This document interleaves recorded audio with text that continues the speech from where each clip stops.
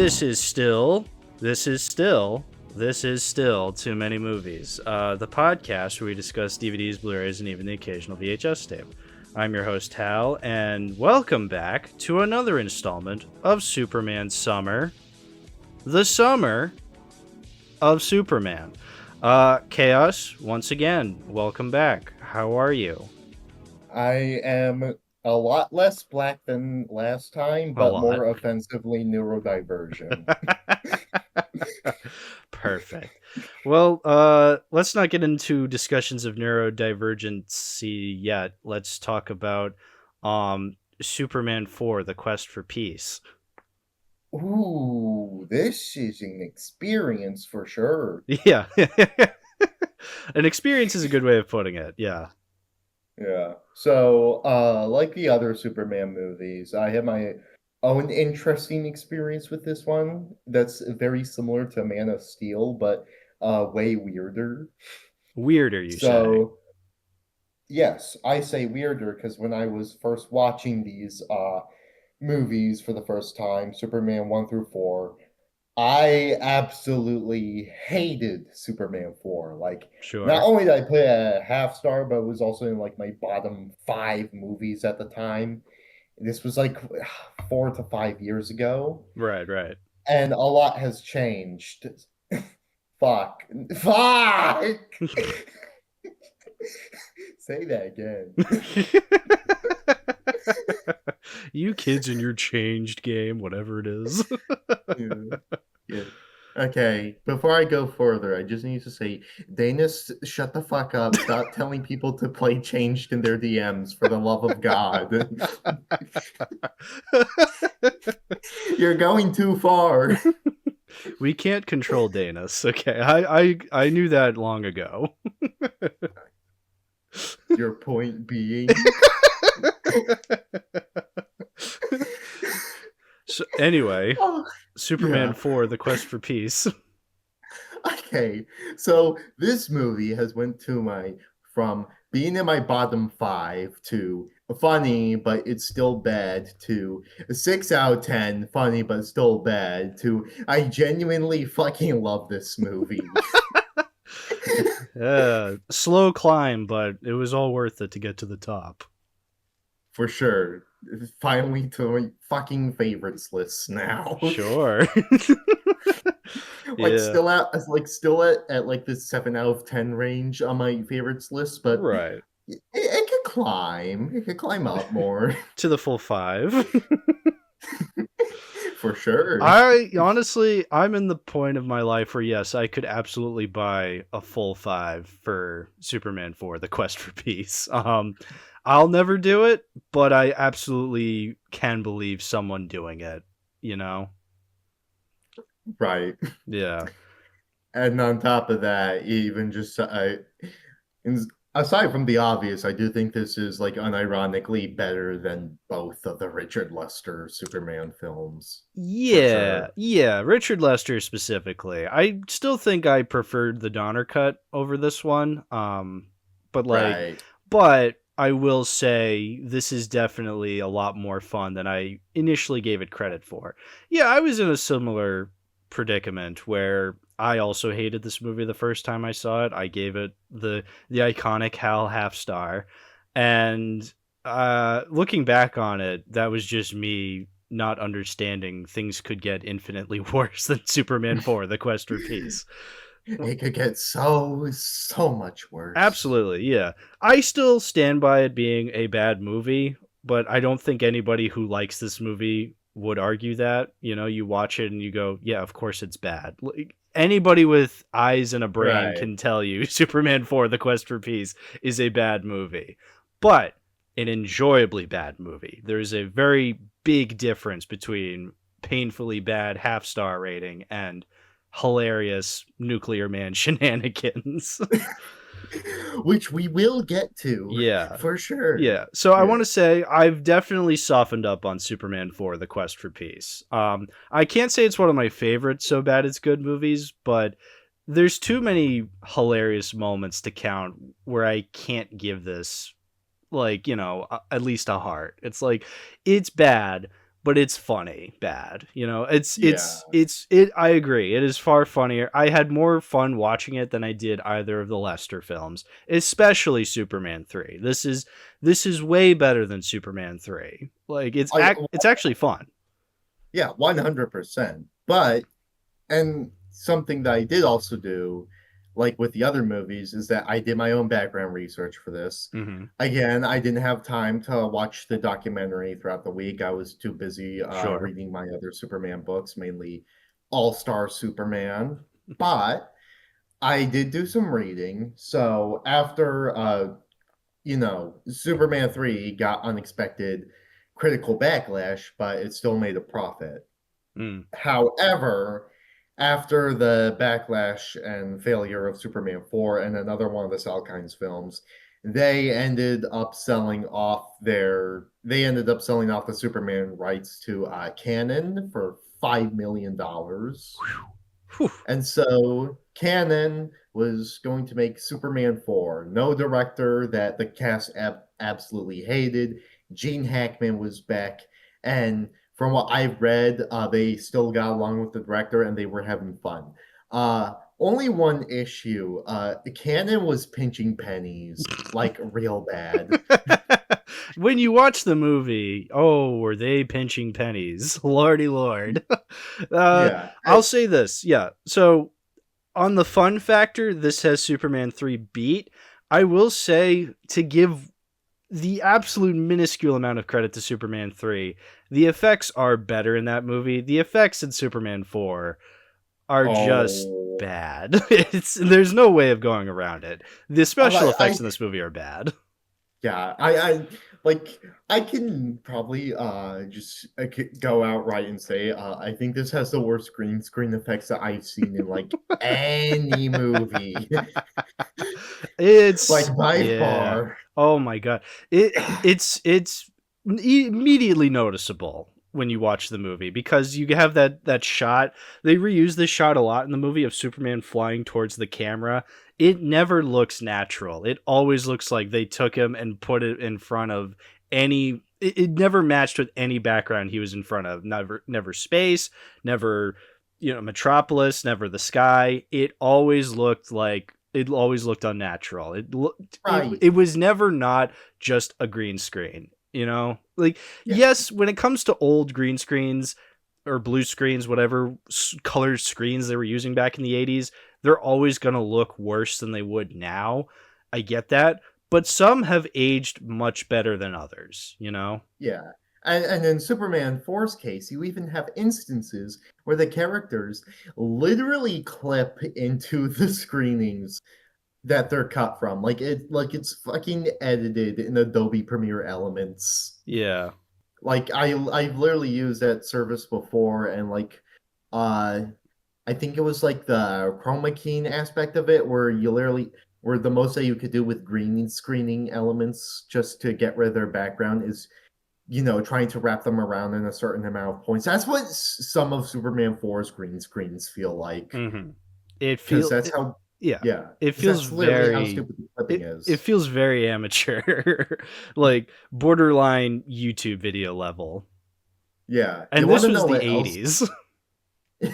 You want to know what else is immature that I noticed on rewatch? The ab-libbing. Ooh. Yeah, go into more detail on that. Okay, so I don't remember every specific instance of this, but there's like multiple times where dialogue is going and it's very obvious that the actors aren't talking Mm, like at all. yeah. The most noteworthy examples I found of this were in the base where Lex sneaks onto when launching the missile, where some of the people launching the missile have some dialogue, but their mouths aren't moving sometimes. And yeah, and also when Superman is meeting Lex again, where Gene Hackman just walks off frame while still saying dialogue and his mouth isn't moving at all. I caught onto that. Yeah, yeah, yeah. Yeah, which in general, a lot of the production aspects of this movie are so bad that it's actively funny. You want to know how bad the the budget was. It got slashed to 17 million. What what has been the budgets of these Superman movies up until now? I need to double check on that, but because one fun fact that I did know is that with like Superman 1 and 2, what got Donner really concerned about that with his interactions with the directors is that they never gave him a set with the producers is that they never gave him a set budget. But looking here, Superman 1 had like $55 million in its budget. And even compared to that, we go to like Superman 3, which is like the last film, 39 million. So their budget literally got cut in half. Like and the whole more time than half, yeah. Yeah, and the whole time it's like, oh, $17. I wanted a peanut. $20 can buy many peanuts. Explain how. Money can be exchanged for goods and services. Woohoo! Which, yes, it can be exchanged for goods and services.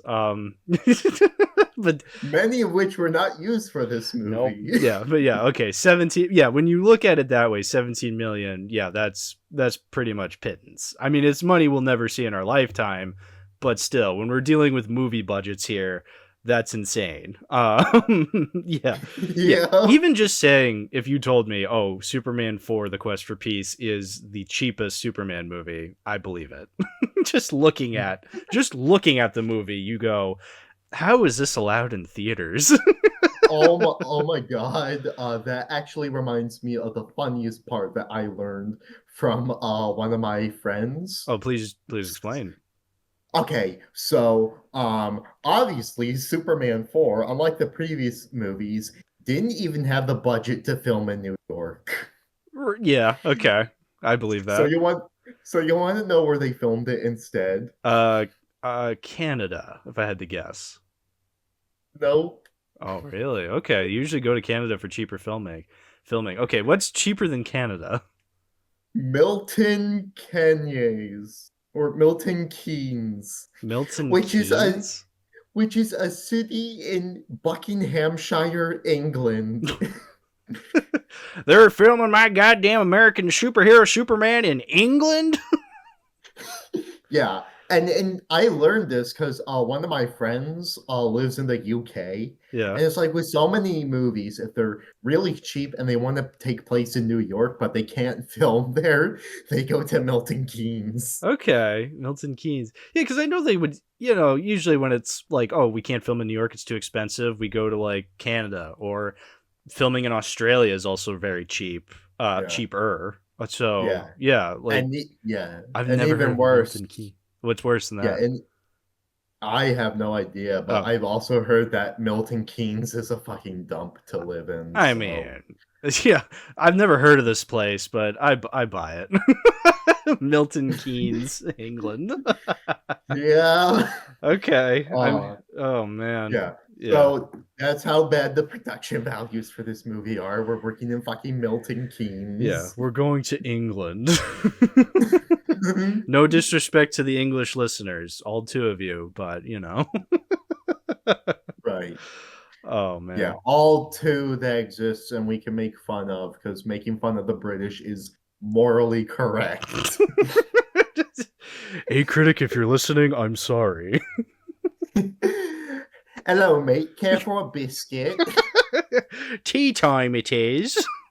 Would you like to have a cup of tea? Tuesday, Gromit. This is my smart gnome. Gromit, look over there. They're filming Superman 4, The Quest for Peace. Gromit. We forgot the nuclear man, Gromit. We forgot the nuclear man. Nuclear man is wearing the wrong trousers, Gromit. Fucking Grand Day out, but they find Superman and Nuclear Man doing it on the moon. Oh, that'd be great, yeah.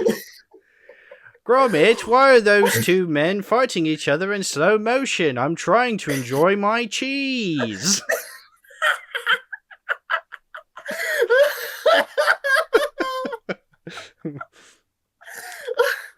Destroy Superman. Would you like some cheese, sir? Destroy Cheese Man.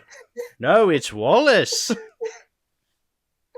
I'm just crackers about cheese, Nuclear Man.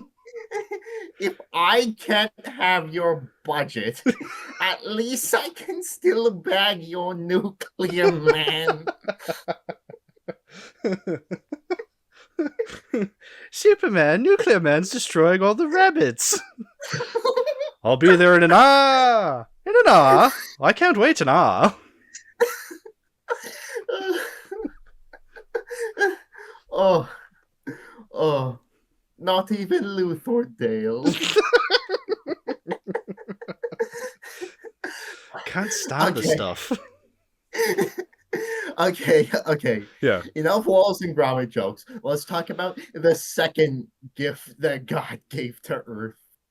Nuclear Man. Yeah, so Nuclear Man is another OC villain, right? Yes. Yeah. He didn't even appear in the comics until like late 2010s. Well, I was because I was looking up a picture, obviously, for Nuclear Man for a profile picture for this episode, and I saw a lot of comic drawings of Nuclear Man. So I thought, oh, okay, so they went with this character in comics anyway. I guess because he's not an inherently bad idea for a villain character. I think the way they go about making him is really absurd, but I think you can make it work. Yeah. I do want to share like a quick fun fact first. So like the run that Nuclear Man was introduced was in like the Bendis run. Yeah. And he literally only shows up for 2 pages and then gets killed. Nice. But that's the kind of villain that we're working with here. We have like Nuclear Superman, who is essentially just a Diet Bizarro. It's the funniest thing alive. Well, yeah, so that's the interesting part about Nuclear Man, how they go about creating him. So, one, Lex Luthor is let out of prison by his nephew, played by John Cryer of all actors. Lenny.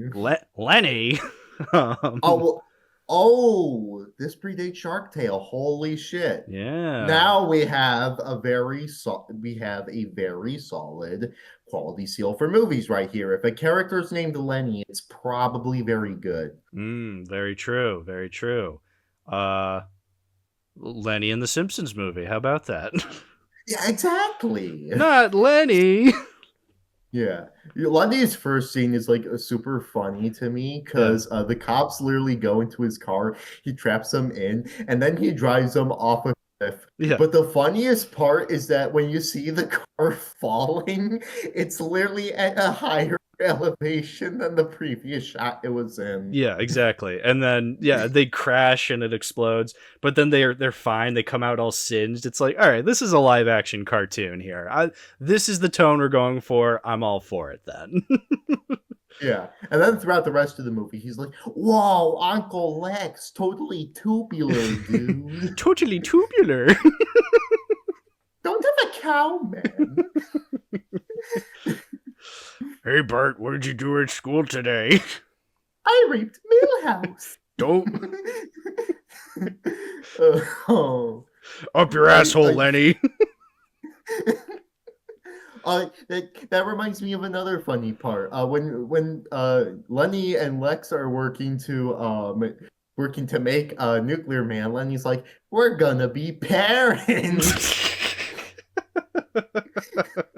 Oh yeah, I love Lenny. He's just such an absurd character. He's no Otis, but he does make up for the lack of Otis. I'm like, I'm fine with this character. He's a fun hired goon.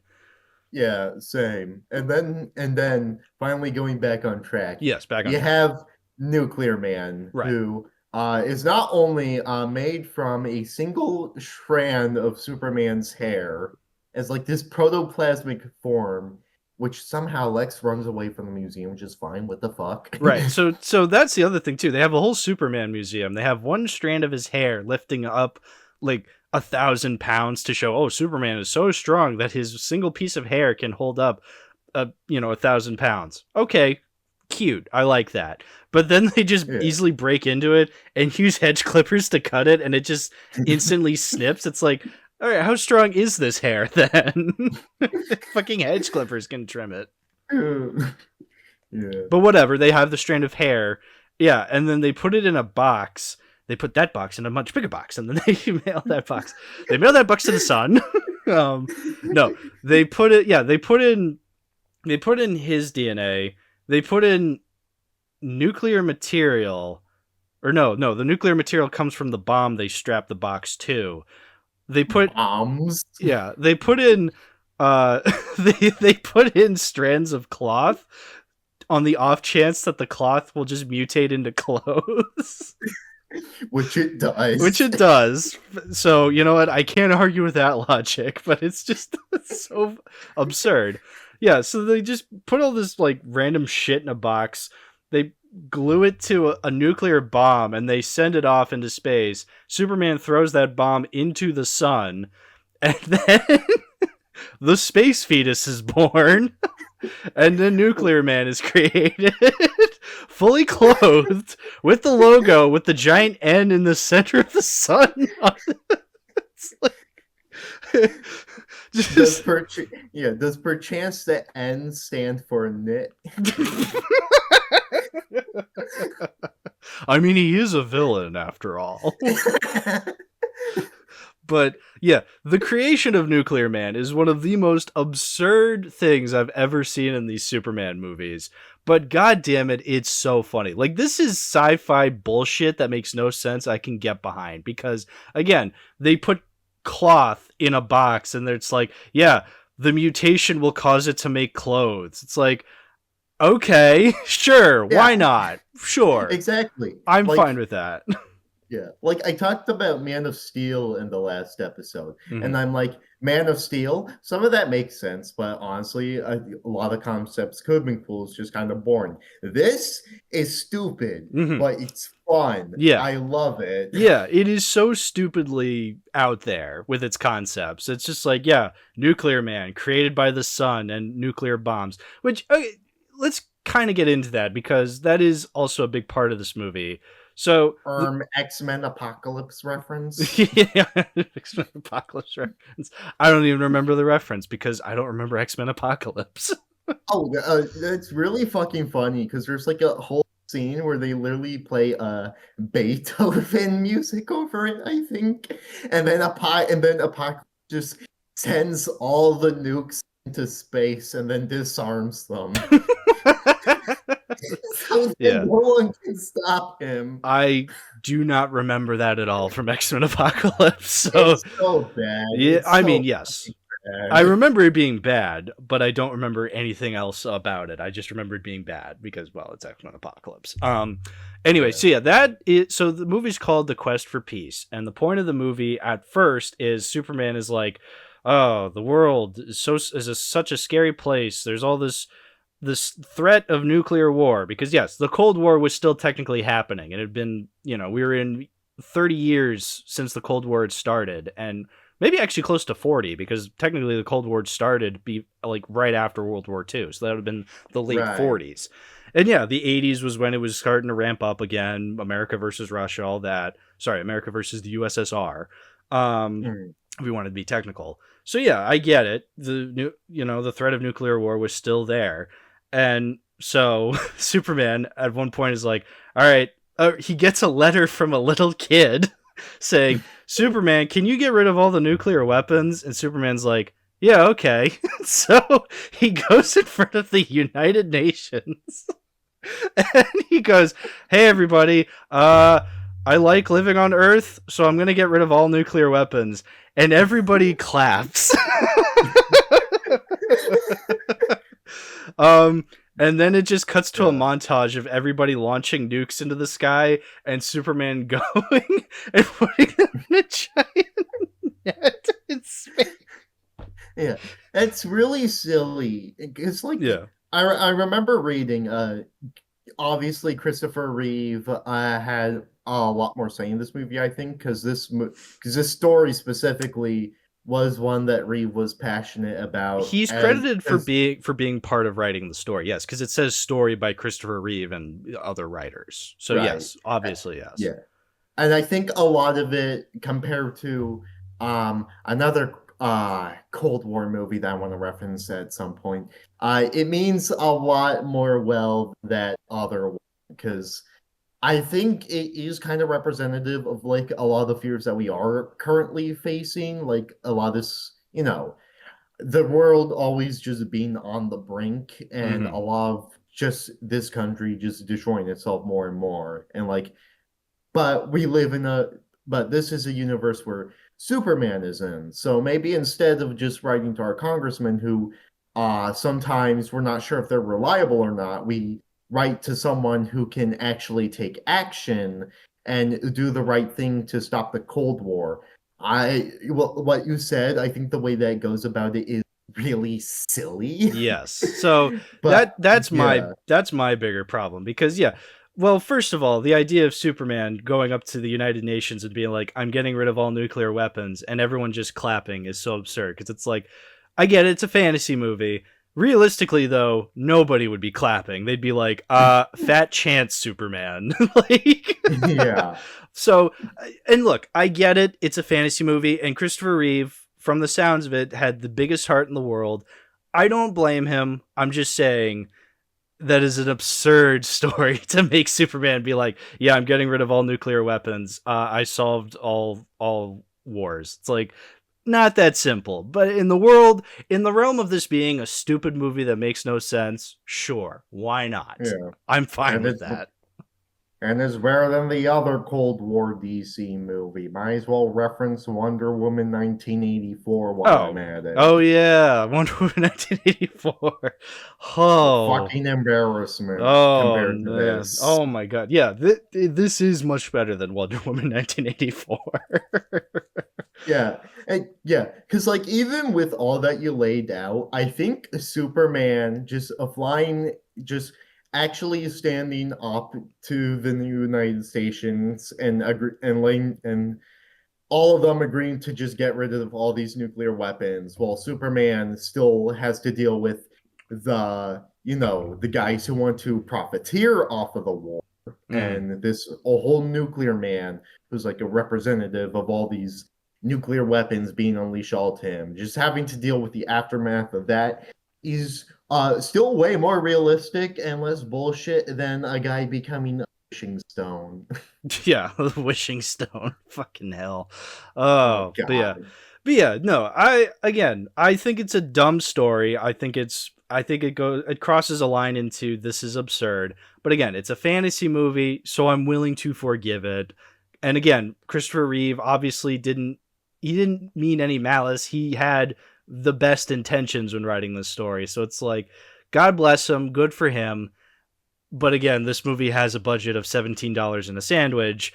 It comes across as more pathetic than anything. Right. So yeah, but that's not even like the funniest part of Nuclear Man. You also have the fight scenes. Oh my god, yeah. So once Nuclear Man is created and, his inexplicable costume is created, he goes back down to Earth, and Gene Hackman, Lex Luthor, is now his father. He's like, hey, man, like, I created you. Also, he has the voice of Lex Luthor, which is hilarious. Yeah. Well, Lex isn't necessarily his father, more like his father's brother's nephew's cousin's former roommate. So what does that make us? Absolutely nothing! Yeah. And also, for some reason, one of Nuclear Man's powers is just making people spin. Yeah, oh my god, that was the best. Yeah, fucking Lenny's spinning in the air like, whoa, whoa, whoa, whoa, hey, look, I'm breaking Oh no, Uncle Lex! I'm breakdancing, bro. Oh, and that's like another example of fucking awful ad-libbing when he's still talking and the footage is still sped up while his mouth isn't moving at all. I loved that moment. I broke down crying laughing at that. Look, I'm breakdancing.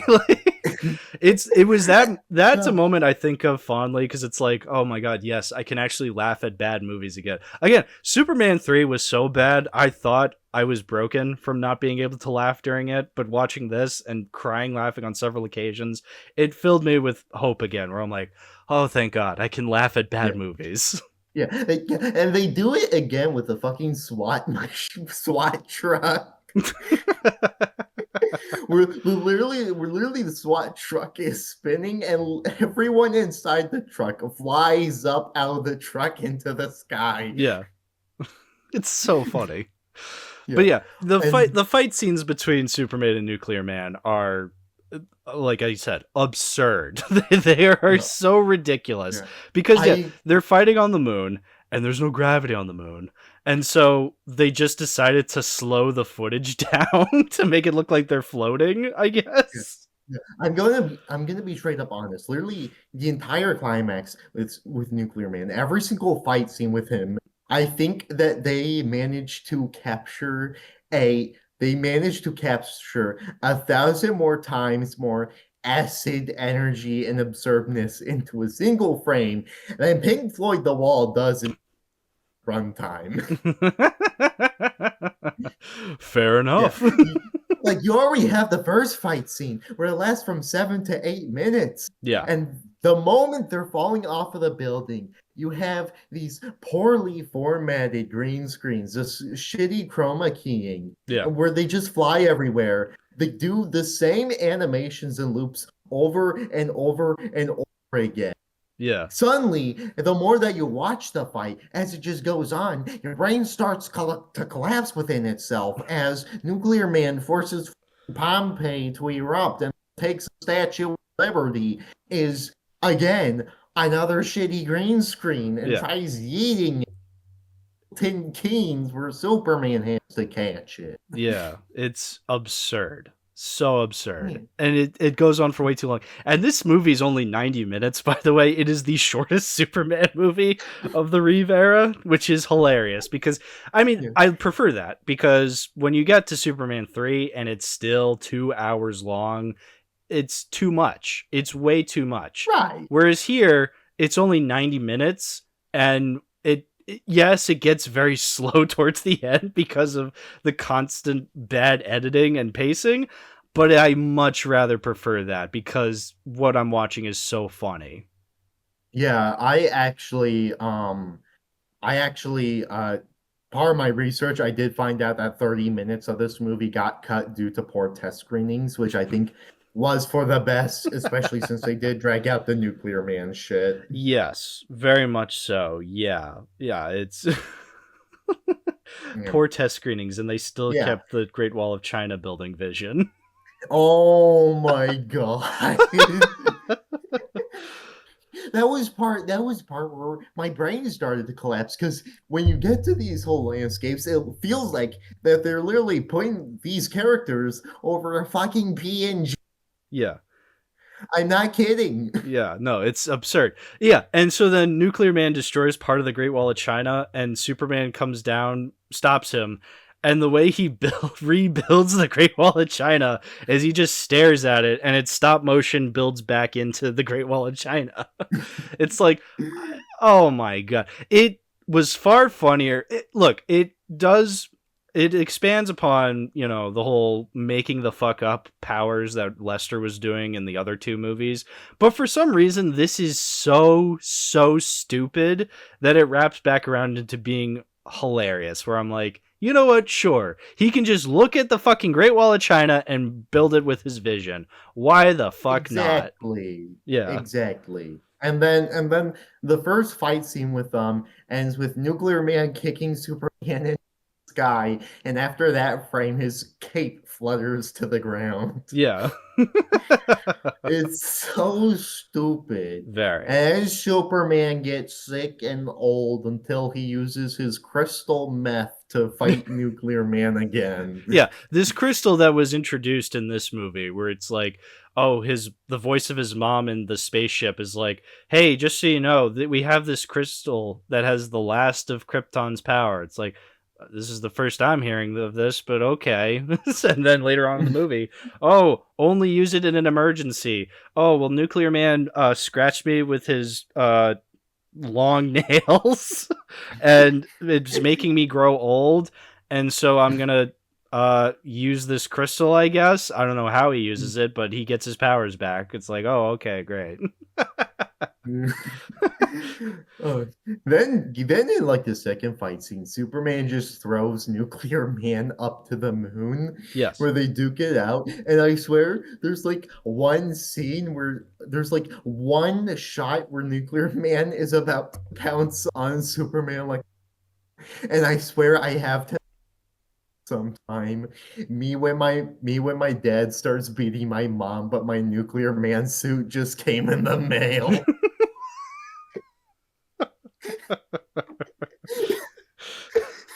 Oh god, this movie brings out the giggles in everybody. It's a giggly movie. Yeah, it's so much. Then he fucking burrows Superman into the moon. Yeah, like a The whack-a-mole. moon. The moon. Then flies back down to Earth. Wait. Mhm. Oh my god, I just realized something. Really? First, he pounded Superman. Well, second, he pounded Superman into the moon, just like the first Despicable Me movie. Well, you think, oh, that just stops there. Well, in the first fight, he drills into the mouth of an active volcano. I can see where the Minion movies got their inspiration from. Superman 4 specifically. Honestly, I buy that. That's canon to real life. Yes, I couldn't agree more. Honestly, I just completely agree with that. Yeah, no, I just believe that. That's completely true. Yeah. Yeah. And then we cut back to the Daily Planet where Lacey Warfield is telling her dad off, like he doesn't know the damage that he's doing, and then he asks her, well, what could we possibly be doing that makes the world worse? And then Nuclear Man just bursts in from the ceiling, Yeah. takes Lacey, and then you see how Across the Spider-Verse was inspired by this movie.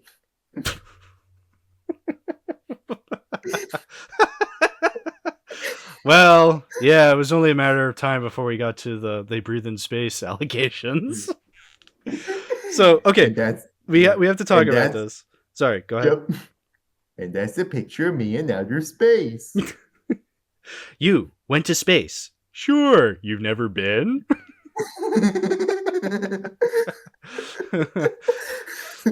Okay, but no, so we got to talk about this because this is the first we're bringing up Lacey and her dad. So there's this whole subplot in the movie where the Daily Planet gets bought out by this billionaire character, and this is the first time we're bringing it up because it really has nothing else to do with the rest of the movie. It's just kind of there for more plot, I guess. But yeah, we introduce a new female character for Lois to befriend, but also not really. She hates her.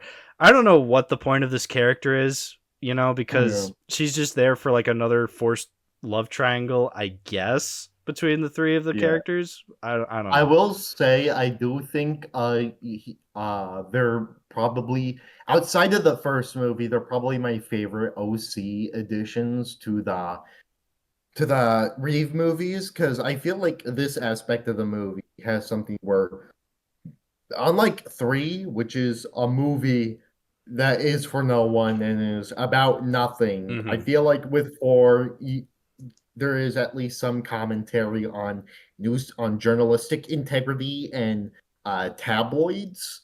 I think that this part of the movie, I personally like it. I think it adds something to the movie that I think actually means something and is actually something that I think fits for Superman's story compared to a lot of the bullshit in 3. Yeah, I'll give the movie that. There is something there. Yeah, because I could definitely tell there was something there with the whole like, oh, we're being bought out by a billionaire, and now we're becoming like a tabloid instead of an actual newspaper with journalistic intent. It's like, okay, that's something. I don't think the movie does a very good job at exploring that. It's just it's very very much on the nose, where you have the main you have the billionaire character being like, oh, we're trying to sell papers here, the point of the game is to make money. It's like, okay, I don't know, like they could have done something better. Like I guess they tried with Lacey. By the way, Lacey, fun random fact, the granddaughter of Ernest Hemingway. IRL. Oh, Yeah. oh, Yeah, wow. I I think I I heard. because I looked at the actress's name. Her last name is Hemingway, and I went, "Is there a relation?" I looked it up. Yep, her grandfather was Ernest Hemingway. I'm like, that Oh, is damn. incredibly random. Wow. Yeah, that's Yeah, crazy. yeah. Anyway, but There's like yeah, there's like two scenes with her that I remember the most. mm, First there's like there's just a gym scene where not only is she in yoga, so Clark is in a bunch of sweats, and at that moment, and with like a scene like this, I feel like I'm becoming Saber Spark, right? Could really go for some Superman with a side of some breeding. and the second scene. Okay, so this one is actually a fun scene. Um, Not fun in that way like the first one, but okay, so Lois and Lacey are having a interview slash dinner with Clark and Superman. So Clark constantly has to keep switching identities on the fly throughout this whole thing. Yeah, yeah. Yeah. It's like I think it's fun. It's really creative. And it's also extra funny when Lex interrupts the whole thing because he's that much of a bitch. Yeah. I do like that part where Clark is like trying to talk to Lacey and he gets bombarded by the bellhop and he just tries, he's like, excuse me, sir. Like, dude, just get off the bellhop car. What are you doing? Oh, oh my God. Yeah. Yeah. And then I thought that Superman was burning Lois's food at first, but then she later says that it's like the one of the best meals that came out for her, which is like Superman is like a woman working at Burger King. They belong in the kitchen. Mm-hmm. Oh yes. Yep. Yeah. Yeah. And then yeah. So yeah, he makes Lois's meal better. So fuck you. Why don't you trust her, bitch? I will say Yeah. the probably my least favorite aspect of the movie is it is the scene early on where Clark and Lois are together, and it's Oh when yeah, I agree with that. so they it's when because he's gotten the letter from little Jeremy saying like, Superman, please rid the world of nuclear weapons, and he's like, oh, I don't know what to do, and so he goes to Lois and he's like, hey, I feel like revealing my identity to you this time. And he just falls, fucking jumps off the building with her, and she's like, what the fuck are you doing? And they're falling in front of really bad blue screen, and Yeah. then he Oh my, just yeah, that part is really funny to me because Lois just immediately assumes he's gonna commit suicide. yeah, It's so funny. Clark, you have so much to live for. Ah! And then he just Things are reveals not as bad her. as they seem. Sorry. And things are not as bad as they seem, trust me. Yeah, things are not that bad. Yeah, so then he's just like, look, Lois, I'm Superman. And she goes, wow, I feel like I've always known. It's like, oh, for fuck's sake. And then they try to redo the whole first movie flying scene, but this time it's during the daytime and again in front of horrible blue screen. And Oh God. they're just flying all over the world, and again it's way worse than the first movie. And then they come back and he's like, I gotta kiss you now, and does the whole amnesia kissing thing, and I'm like, I hate this so much, just because it Well, really is the worst how he's just fucking with this woman's mind. He's just wiping it clean again, and it's the worst. right. Yeah. Like why are you doing this again? Like why? It just makes the whole scene pointless and in retrospect makes it feel really manipulative. Like, Yeah. oh, we're gonna do the same thing that we did in the previous. because that worked. Yeah, it's horrible. I hate that. I really hate this aspect of, oh, we can't let Lois know. Yeah. I'm really glad that they ignored that status quo going forward, Mm-hmm. especially since this movie actually did come out in like the post-crisis era. So going Right. forward, yeah, Lois finds out and they make that a permanent thing. But Yeah. God, it's so stupid here. I feel like that's an interesting aspect to explore. You have Lois know. And plus I feel like Exactly. if you had her know throughout the whole movie, it really wouldn't have changed anything. I mean, yeah, we wouldn't have the hilarious misunderstanding shenanigans scene where he's trying to be Clark and Superman at the same time, but like that's it. That's literally the only scene where that plays into that. Right. Otherwise, it's nothing. Yeah. It's not Yeah. it's not a fun aspect of the movie, but I can't really entirely blame the movie itself for that. It's just it feels like it just has to do that because that's what the other movies were doing. Yeah. Yeah, so that's more Yeah. an issue with Superman 2, whereas here it's just continuing what Superman 2 laid out. Right. What this It's movie does on one its own is much better though. Yeah, yeah, for sure. It's one sour scene present in like whole 90 minutes of an avant-garde cinematic classic. I don't often toss the word avant-garde, but when I do, this movie, Homer, I don't use the term hero very often, but you are the greatest hero in American history. Woohoo! Superman Uh, 4, The Quest for Peace. I don't often use the term avant-garde, but you are an avant-garde masterpiece. and in order to become avant-garde, I must be Superman 4, The Quest for Peace. Oh, sure. Also, that's why they call it that. I do think of that Family Guy clip. We have to talk about that Family Guy clip because Oh my I God, we think that absolutely I do. would bet, I'm pretty sure that scene did kind of help me soften up on Superman 4 The Quest for Peace because it's such a funny joke. You know, it's a good joke where he's just like, oh, I love when movies say their title in the movie, and he just goes, they said it, and by the time Yeah, they get which not to mention, yeah, cutaway, cutaway, cutaway, cutaway. It's a cutaway gag. Peek, peek, peek, yeah, yeah, peek, yeah, yeah, yeah, yeah, peek. yeah, yeah. So I don't even remember the context in the episode. I don't think I've ever actually seen the episode in its entirety when that cutaway plays. I think I've purely just seen that cutaway in Family Guy funny compilations on YouTube. This actually reminds me of something really funny. We're like, in the older days of Perry, I think Brian was in like his Family Guy phase the hardest. Okay. And so whenever we were watching something and there was like a cutaway gag, when we were watching something, he would immediately go cutaway, cutaway, cutaway. I can just imagine Brian saying something like that.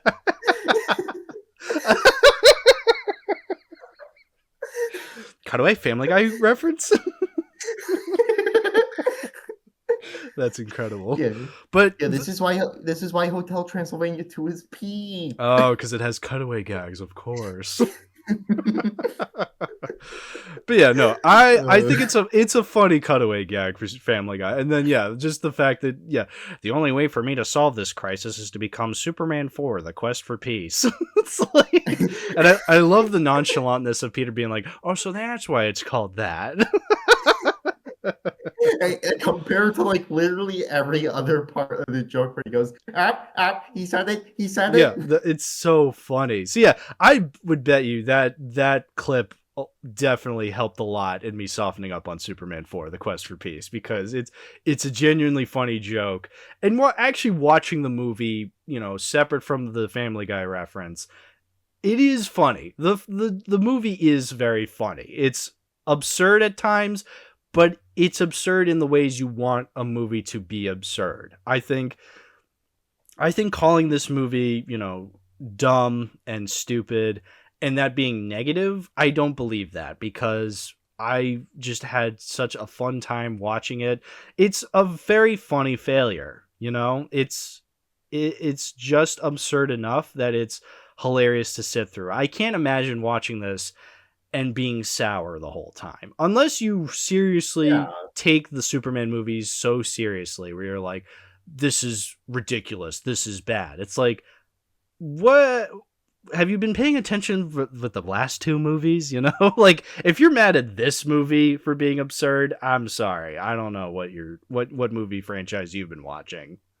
Yeah, exactly. And it's just compare it to the last film where Superman 3 is so unfunny that it's just fascinating, but it's not even funny. Superman 4 is so dumb that it's hilarious. Yeah, And it's not even trying to be that funny. Yeah, and that's what makes it funnier. The fact that it's so sincere that's what makes the failure all the more funny.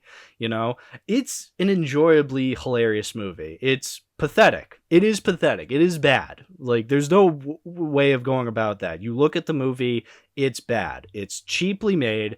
The story is laughably absurd. Just everything about it is bad, but it's funny. Yeah, it is. It was so much more bearable to sit through than Superman 3. I think this is entertaining. I no longer see it as one of the worst superhero movies ever made. I can't even say this is top 10 worst. Like, it's just too funny for me. Yeah, 100%. I agree with you there. It's just really, really fun. Yeah, I will say this. It's so funny. So as I've been saying, with the Superman collector's edition I've been trying to watch them on DVD. This DVD actually played all the way through. It's one of the movies that actually played all the way through, which I was very happy with. One thing I don't remember if I brought this up with Superman 3 though. So with all the other movies, like Superman 1 and 2, they have like several discs related to them. So not only do they have like, you know, one movie on one disc, and then they have the special features on another. They have a different version of the movie on another. So they take up like 2 or 3 discs. By the time you get to Superman 3 and 4, everything having to do with them is all just on one disc. So by the time you get to Superman 4, so Superman 4, if it has special features, it's all just on one disc. Yeah, and speaking of that, obviously I talked about how barren the Superman 3 4K contents were, and same thing goes for Superman 4, unfortunately. Right. Yeah. You just got your standard behind the scenes, your commentary. I actually did check the audio options, and surprisingly they did get the original theatrical audio for both 3 and 4, along with the Dolby Atmos remasters. Okay, so, interesting. Yeah. So that's actually a surprising level of dedication put into 2 movies that are largely hated. Yeah, but I applaud that. That is, yeah. I mean, but that's the thing, is like that when it comes to physical media collecting, you know, even if a movie is not very good, I think you want to give it as much as possible in terms of special features and behind the scenes stuff. Right. I mean, and it's and I point that out because like for like the 4Ks for 1 and 2, they really went the full mile with that. Yeah. Now, answer me this: on the disc for Superman 4: The Quest for Peace on the 4K, is it Nuclear Man Sig Heiling, or is that only on the disc for the DVD on this here collection? Oh, I think that's only on your collection. Oh. Yeah. I mean, I'm still debating if I'm getting rid of this collector's edition. You know, the edition that has half the discs not working. So I could probably double check first. Let me grab it real quick. Okay, sure. Yeah. Okay, I'm back. I had to be an old lady with a stick just to get it. Okay. So, Superman 4, 4K Moment of Truth. No, it does not have Man Sig healing on it. Oh, this is the less racist DVD 4K. Wow, I can't believe it. Warner Brothers went woke on us. Oh, oh God. So honestly, though, Oh, I've been saying as a joke, like, oh, I don't know if I'm keeping this collector's edition, but like honestly, so far, I would say Superman 4 is the only other Superman movie of the Superman movies we've been talking about, besides the first one, that I probably would also add to the collection because it's funny. Like it's one of those so bad it's good superhero movies I have to include, you know? yeah, 100%. So consider me a fan of Superman 4. Not a total diehard fan, but I definitely appreciate it much more now than I ever have, and I just love how absurd it can get. Same here. It's a really dumb but really fun movie. I love it. It's a 7 out of 10 for me. Again, on guard cinema. Mhm. Yeah. Do we want to move on to Batman v Superman: Dawn of Justice? Let's do it. All right. So it had been a couple of years since I last watched this. So I watched the theatrical cut specifically for this viewing. I did not watch the Ultimate Edition. Um, I'm sure I'll probably rewatch the Ultimate Edition someday when I do a Summer of Batman or something like that. You know, because I feel like I do need to revisit that one too. But this was my theatrical cut viewing, which is a cut I've seen a couple of times. Obviously, I watched it when it was in theaters. I watched it again when I got the movie on DVD. I don't have that DVD anymore, by the way. Got rid of it because obviously it's Batman v Superman: Dawn of Justice. But yeah, I watched the theatrical cut again. It had been a couple of years. Uh, ugh. Okay. If it says something, okay. Even I own returns on physical at one point, and I don't own BVS on physical, and I probably never will look. I really, really do not like this film. I've been And you know, stewing over it. honestly, yeah. And honestly, I think I might hate you for making me watch the theatrical cut. Oh, it's Because, my fault. yeah, it's your fault, dumbass. Because ever since I watched BVS back in like early 2020, first time, I hated it, but it was the ultimate edition. So Mhm. as I got older, I don't respect or like what BVS is going, but I could at least see the structure here and what it was trying. The theatrical cut is actually incohesive, like genuinely migraine inducing to follow. Imagine being in a movie theater in 2016 and seeing this for the first time. Oh God, I couldn't even imagine. Yeah, no, that's what I did. The weekend of March 16th, I think, is when it came out. 2016. I went and saw it with friends, and I came out of it being like, "Huh, okay, I guess movies can be that bad." Yeah, and like every single compliment I gave to Man of Steel in like the previous episode, throw it out, Oh, put it in the garbage. It does not apply to BVS here oh my at god, yeah. all. I was thinking about that. Yeah. So I've been stewing over this movie for a week because I feel like I've been trying to make sense of it. But yeah, no. Everything that Man of Steel you could compliment it over, it's completely thrown out the window with BVS. Like any good graces you could have given Man of Steel, you can't give to BVS because BVS just shits all over that. Like I don't understand how Snyder cultists can watch this movie after loving Man. I can understand a Snyder cultist loving Man of Steel. Like, I'll say that. I don't like Man of Steel, but there are elements I can look into it and be like, okay, I can see somebody watching this and loving it and being like, yeah, this is great. This is new. This is different. Whatever. I don't agree, but I can understand. I can't understand a Man of Steel fan watching BVS and being like, yeah, this is what I wanted to see continue with after Man of Steel. This is the continuation I wanted to see, you Yeah, know? right. And this is like the second fucking film of the DC extended universe, which was supposed to be DC's answer to the Marvel Cinematic Mm-hmm. Universe. What were they going for here? uh, something for nobody.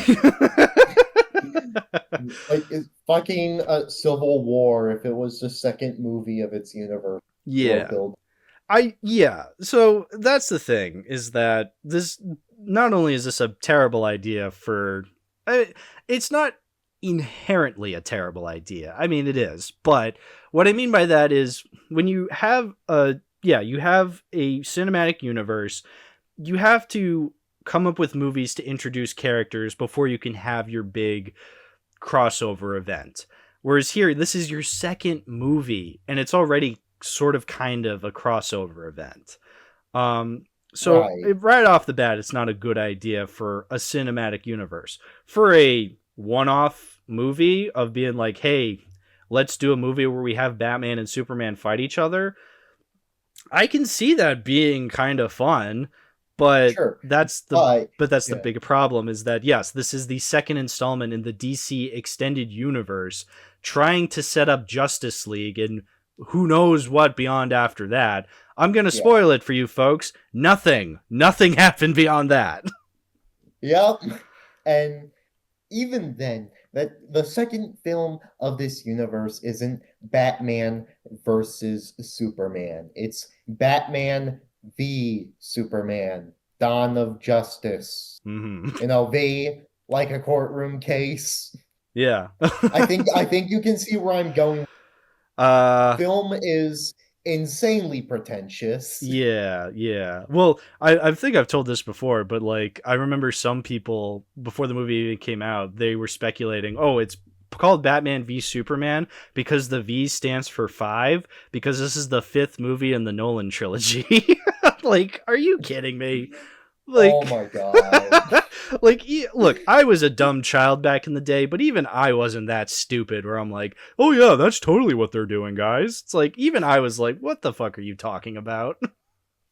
Jesus Christ. So, all right. Yeah. So I want to get started by explaining, I think I don't often like looking at a movie and saying what I would do differently about that movie because, it's not my vision. What do I have to say about that? But I truly do think there's elements to this movie where it's like, no, I'm going to tweak this because I think you can make this better, because there are elements where it's like, why did you do it that way? And that is right off the bat, opening the movie off with Bruce Wayne's parents dying. Why did the movie start off like this? Fair question. Why is it in 4x3? Well, yeah. Why is it in 4x3? Again, yeah. I guess Snyder was like, "Oh, I can do that." It's like, yeah, you can do that, but why? Like, Yeah. why Why did you would do you? that? So Yeah. people were not a fan of starting the movie off with the death of Bruce Wayne's parents because, well, one, we've seen that sequence done so a million times before and a million times after. Why did we need to see it again? But also just thinking about it in context with the movie, yeah, why is this the scene we get to introduce this movie's Batman? Because it doesn't make sense. So the Batman in this movie is supposed to be kind of this jaded, gritty Batman where, he's the old man Batman. He's been doing this for a long time. Why is this the scene to introduce that? Like, this is the scene you show to introduce who Batman becomes, but like, this is not the same Batman we've seen. This is not Batman Begins Batman. This is not Batman 89's Batman. This is a different interpretation of Batman. And Like, why not open it with like Robin dying? that's exactly the point I was going to make. Yeah, it's like, okay, why wouldn't you show it be the death of Robin? Because yeah, like, I think that would have made a much better intro to this character. Again, I'm debatable on even if I like this Batman. Not really, because I think he's a little too gritty, a little too mean, and not really what I want in a Batman character. But if you're going to go the whole gritty Batman who's violent and kills people, fine. But yeah, make his introduction make more sense within the character. Make it be the death of Robin. You have a shot of him looking at the fucking Robin costume encased, and it has the haha jokes on you Batman thing. It's like, you show that in the trailer, you have it in the movie, it plays no part into the movie. It's just there. It's just implied, and Yeah. it's like, what can we work off of with just an implication? Exactly. Really? Yeah. And again, by having it be the first scene of Batman just seeing his parents die, this tells me nothing about this character. You know, at least with having Robin die, you can imply, okay, Robin dies, he's depressed by that, maybe he stops being Batman, he goes to work as, you know, the CEO of Wayne Enterprises for a couple of years, because then, you know, when you show the Man of Steel scene of him viewing the destruction of Metropolis from on the ground, that shows, okay, maybe it's been a couple of years and he's no longer Batman, and it's these events that make him become Batman again. And because now that he's Batman, he's a lot more violent, a lot more angrier. It's like, at least Right. let these scenes play into each other, you know? By having it start off on Bruce Wayne's parents' deaths, this tells me, okay, you're not doing anything different with this Batman. And then it shows him being violent later in the movie. It's like, oh, you are doing something different with this Batman. What are we Yeah. doing? Yeah. The most that I know about what they're doing different with it is that, okay, it's more inspired by Dark Knight Returns Batman. Here's the thing though, I never read Dark Knight Returns. Everyone I know who has read or watched the Dark Knight Returns adaptation thinks that this movie did that very poorly Yes. moving forward. Yeah, exactly. And I also just don't like the visual of Bruce being lifted by bats. That's pretty corny. I know it's a dream, It's so stupid. but it's stupid. Yeah, it crosses a line. And this movie I'm supposed to be taking seriously. The effects aren't that bad, so this doesn't get the Superman 4 pass where it's funny because it's corny. Like, no, it's just corny, and it actively ruins the movie. So yeah, then again, we get Batman viewing the destruction of Metropolis from the viewpoint of on the ground. He's helping people. And this is also something I kind of am annoyed with the movie. They don't know what they're doing with the Batman character because, again, they introduce him via his parents' death, and then they make him this violent, bloody psychopath the rest of the movie. So again, they don't know what they're doing with Batman. They don't even know what they're And doing with even Bruce then Wayne. they backpedal. Yeah, and even then they backpedal on that in the finale before backpedaling on that again at the very end with Lex. Exactly, yes. So, but again, they don't know what they're doing with this Bruce Wayne. So he's in Metropolis, he's driving around, he's helping people in the destruction of Metropolis. They show him helping the Scoot McNairy character by lifting up the metal beam and being like, oh, what's your name, Wally? Hey, come on, Wally, we're going to be okay. And he's like, you're the boss. It's like, okay, I see what they're doing. They're making good guy Bruce Wayne. But then later in the movie, when he's at Lex's party and he gets caught by Mercy Graves in the server room, he's like, oh, I was trying to find the bathroom in this place. It's like, okay, so that's airheaded billionaire Bruce Wayne. Which Bruce Wayne are we going for? Yeah, exactly. And also just even going back to that opening scene, it's like really confusing to me because it's like, oh, they want to show more the consequences of the destruction of Metropolis. But then really thinking about it, you really see Clark throughout this film and you realize the destruction of Metropolis never actually faced him at any point. No, not even. Yeah, exactly. Yeah, because then we get to the scene 18 months later after the destruction of Metropolis. So first off, the scene shows off why Batman doesn't like Superman at the beginning of this movie, which honestly, yeah, I'm siding with Batman on that one. Fuck Superman. Like, what an asshole. But then you get Lois Lane and CIA agent Jimmy Olsen infiltrating some African war tribe or something like that. That's Jimmy Olsen as that like cool badass agent character. He's like, hey Lois, or whatever, and they shoot him. Yeah, first of all, you have no idea that would have been Jimmy Olsen. I remember being a kid watching that, being like, I don't know who this character is, and I'm pretty sure afterwards I looked up one of those like what you missed in BVS kind of videos, and it's like, that's Jimmy Olsen. It's like, no, the fuck, it's not. Who is that guy? What do you mean it's Jimmy Olsen? And like, why would you make Jimmy Olsen a CIA agent? Like, it's so stupid. Yeah, no, he's not a CIA agent. He's a weenie photographer with a bow tie. Like, do that. That's my Jimmy Olsen. Yeah, but no, this ain't your grandma's Superman film. I guess not. Like I just hate watching Snyder's DC movies because especially with BVS, it's so obvious that this is directed by a guy who only got into comics because there was sex in Watchmen. His words, not mine. They show boobies. Exactly. That's incredible.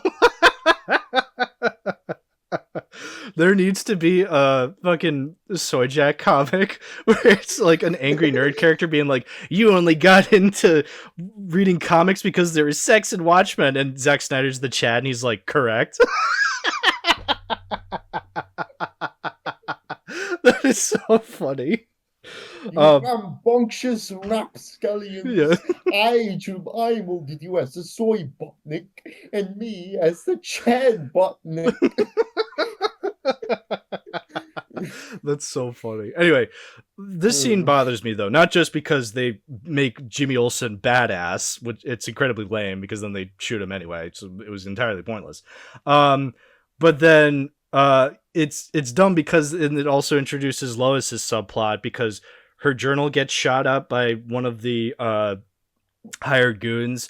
And she spends the whole movie trying to research this one bullet. And it's like, wow, they don't manufacture this one bullet anywhere. I have to find out who manufactures it. And like the secretary from the last movie, who in the next few movies gets revealed to be fucking Martian Manhunter. But yeah, that's not important now.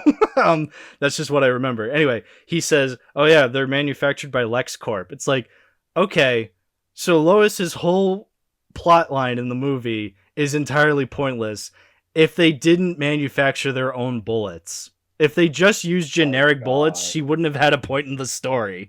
They actively to make the dumbest decision to make her plot relevant. It sucks. Oh my god! But anyway. and then you have like the whole thing with like this scene where Superman literally drives the guy holding Lois hostage past the fucking wall. Yeah. Oh yeah. But then the gunner guy, who by the way is actually a Batman villain. Yeah. KG Beast, shoots up the rest of the Taliban.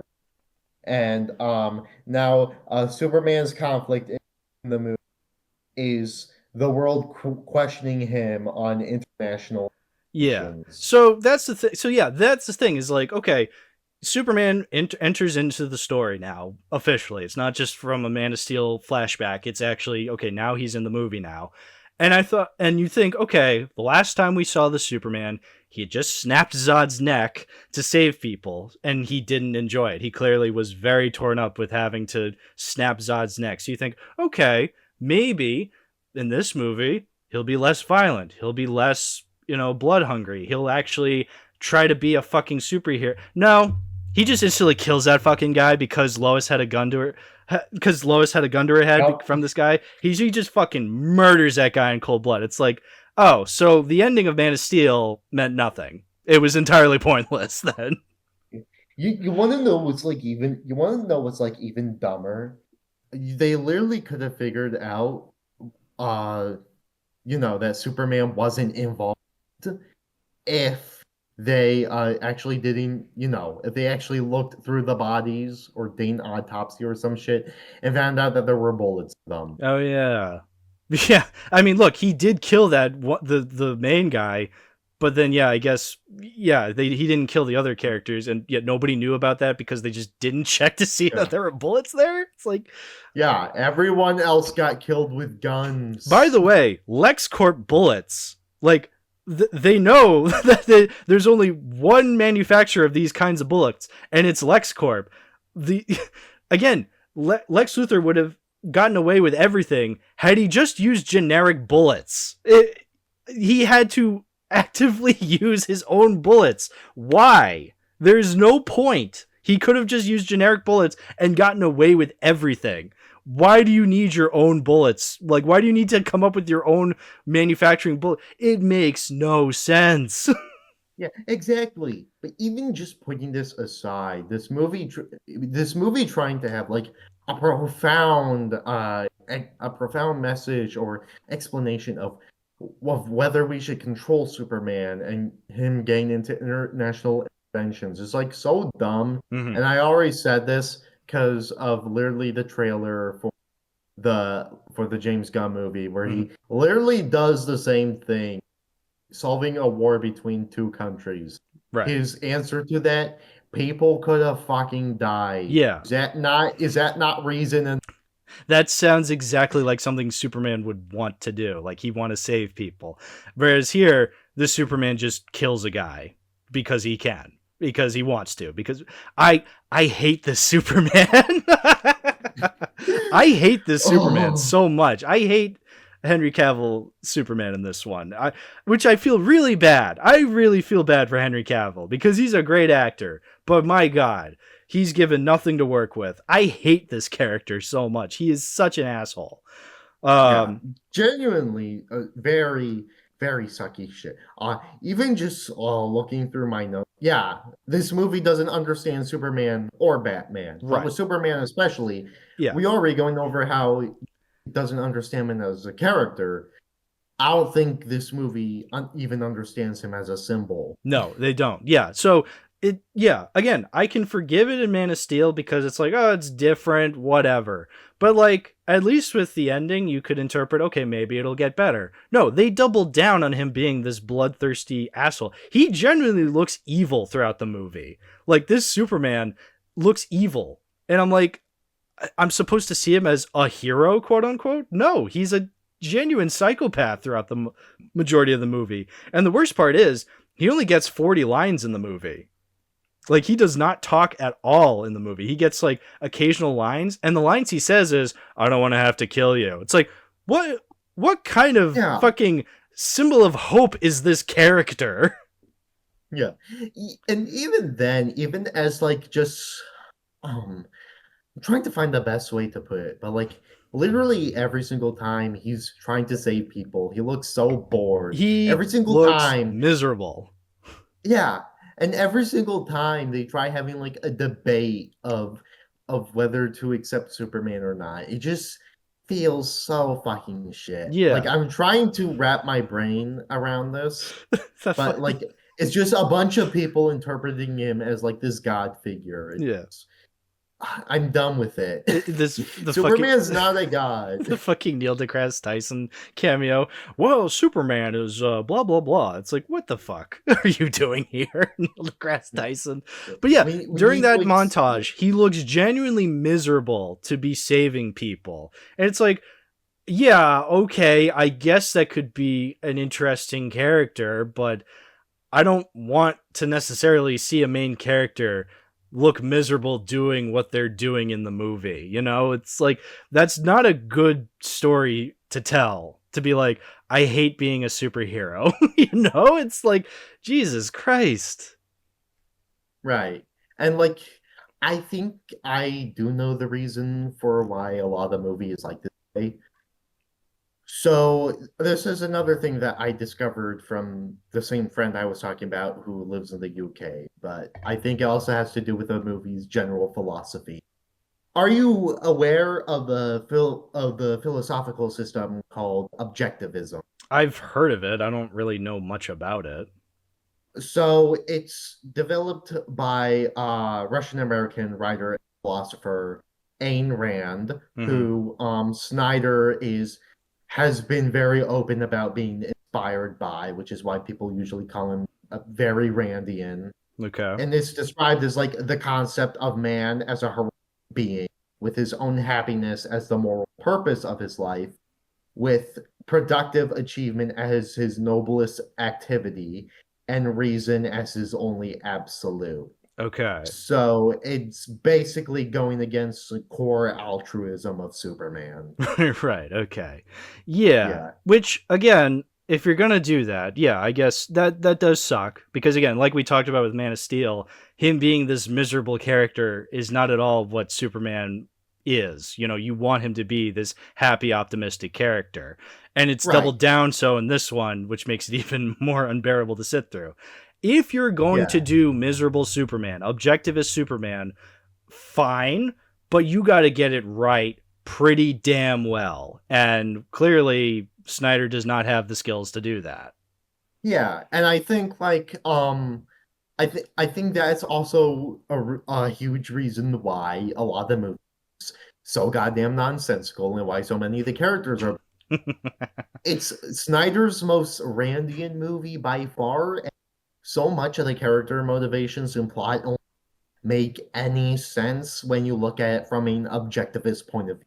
Right. Why is Superman just so sad and miserable when helping people? Right. It's because objectivism dictates that a man should be self-reliant, just not relying on these people. Why is Batman so mad at Superman all the time? It's because he doesn't know that Superman earned his power. And with Lex Luthor, that's kind of why we got this this really offensive take on his character, because it's like really twisting it in a way so that way Snyder can justify a reason for why Lex doesn't deserve his power, because Lex owns it, actively worked for his power, but then has to make him act like a neurodivergent stereotype to make him seem unqualified for his power, basically. He's got autism. He don't got to be a billionaire. What the fuck? Elon, I have very bad news. Yep. That's so funny. Well, yeah, I guess that's a perfect segue into this Lex Luthor. So, so this Lex Luthor was obviously a very controversial casting, because people were like, really? We're getting the guy who played Mark Zuckerberg to play Lex Luthor, a suave, like genius billionaire character. Yeah, and not even like controversial, like literally won a raspberry controversial. Yeah, no, and then you actually watch the movie and you go, yeah, no, this is not Lex Luthor. I guess again you're trying something different, so you're making him this geek who is kind of out there, pretty much autistic, I guess, but like movie autistic, not legitimately autistic. So he comes across as cringy and annoying, and like it's the worst version of Lex by far. It's bad, 100%. I did not like it. I guess I can kind of see what he's going for again, but again, it doesn't scream Lex Luthor to me. Like, I remember being like, oh, this seems more Joker-ish or Riddler-ish, but Riddler-ish especially, because like his whole scheme towards the end is just one big Riddler scheme. Yeah, which you have to wonder why, because I feel like when you have the opening of Batman seeing Superman kind of destroy Metropolis, that gives him enough reason to want to hate Superman, kind of blossoming a rivalry between the two. But then the movie's like, no, actually there's a rivalry between the two because Lex Luthor set it all up, because he was playing 4D chess. And it's like, right, no. Very bad and nonsensical 4D chess. Oh, the plan makes no sense. Because there's that part in the movie where he's like, oh, Superman, I want you to go over into Gotham City and fight Batman. Otherwise, I'm going to kill your mom. It's like, okay, I don't see why does Lex care about Batman? Why does Lex care? I mean, I don't think Lex does care about Batman. It could have been any other character that Superman would be fighting. The point is, he wants Superman to just kill somebody. It's like, okay, it could have been literally any other superhero. It did not have to be Batman. Yeah. I think the only other reason is because he knows that Batman has to kill Superman, because Batman was the one who stole the kryptonite from LexCorp. But also, that's actually another thing that I realized when Lex finds out that Batman stole the kryptonite from LexCorp. Bruce fucking destroyed the place. Yeah, like that was not stealthy at all, bro. Yeah. I think the Batman was here. I'm not entirely sure. I'm like 90% sure this was Batman. Oh my god. That's true. Yeah, it was not stealthy. So, okay, but then Superman then Superman fights Batman and they make up after like 5 minutes. We'll get to that in a minute. But I want to say, okay, so Superman doesn't kill Batman, and Lex is like, haha, I knew you wouldn't kill Batman, which is why I've created Doomsday. It's like, what? Why did you have that be your plan first? Like, what do you mean you knew he wouldn't kill him? So cut out the middleman then. Just make your plan. You created Doomsday to kill these superheroes. That's all you had to do. Yeah, and Doomsday is literally just a mutated, by the way. He's just a mutated Zod with Jesse Eisenberg Lex Luthor blood, and Jesse Eisenberg Lex Luthor just knows how to work the Kryptonian ship and its technology. It's like, oh, okay, that's convenient. And then he creates Doomsday, and Doomsday looks like shit. He looks like a fucking Hobbit troll or whatever. Like they literally all my friends said the same thing. Hey, wait a minute, question. Why did Superman just let the military have? Yeah, exactly. Yeah, why? Yeah, that makes no sense. Why would you trust them? Yeah. I mean, I guess they had a working relationship in the last movie, but at the same time, he also destroyed that drone at the end of Man of Steel. He's like, hey, don't go looking through my stuff. Literally, the ship is in fucking Metropolis under military supervision. So, what do you mean don't go looking through my stuff? You're letting them go through your fucking stuff. Yeah, right. So stupid. Yeah. Anyway, okay, where do I want to go now? I think I have an idea. Okay. False God. Oh, okay. First of all, one of the tackiest fucking statues in honor of Superman I've ever seen. Like, imagine a fucking 9/11 statue being with a firefighter doing that pose. Everybody would be like, absolutely the fuck not. We are not doing that. That is too much. I think maybe the most beer swigging American flag wearing conservative would say yes, but like a very small, even some of the conservatives would be like, that's too much. Let's not do that. But here they're like, yeah, Superman has this fucking godlike statue in the middle of Metropolis, and everyone's just okay with that. By the way, again, the whole world is still kind of split on Superman existing, as we've shown time and time again. Like, yeah, he quote unquote saved everybody. But again, that's quote unquote saved everybody. There's still people who don't like Superman. Clearly, because you have Scoot McNairy's character, who, by the way, that's the guy at the beginning with the steel beam over his legs. Yeah, he's crippled the rest of the movie. Yeah. And then he gets out of his chair, climbs up onto the statue, and then spray paints false god onto it. Yeah, which, correct, he is a false god. It's like, yeah. Yeah, there's actually like two interesting tidbits I have. Yes. Whole stupid scene. So first off, instead of Doomsday initially, there was concept art for wheelchair guy to be Metallo, who presumably would be on the end. Okay. I personally love Metallo as a Superman. Sure. Way more than I do with Doomsday usually. Yeah.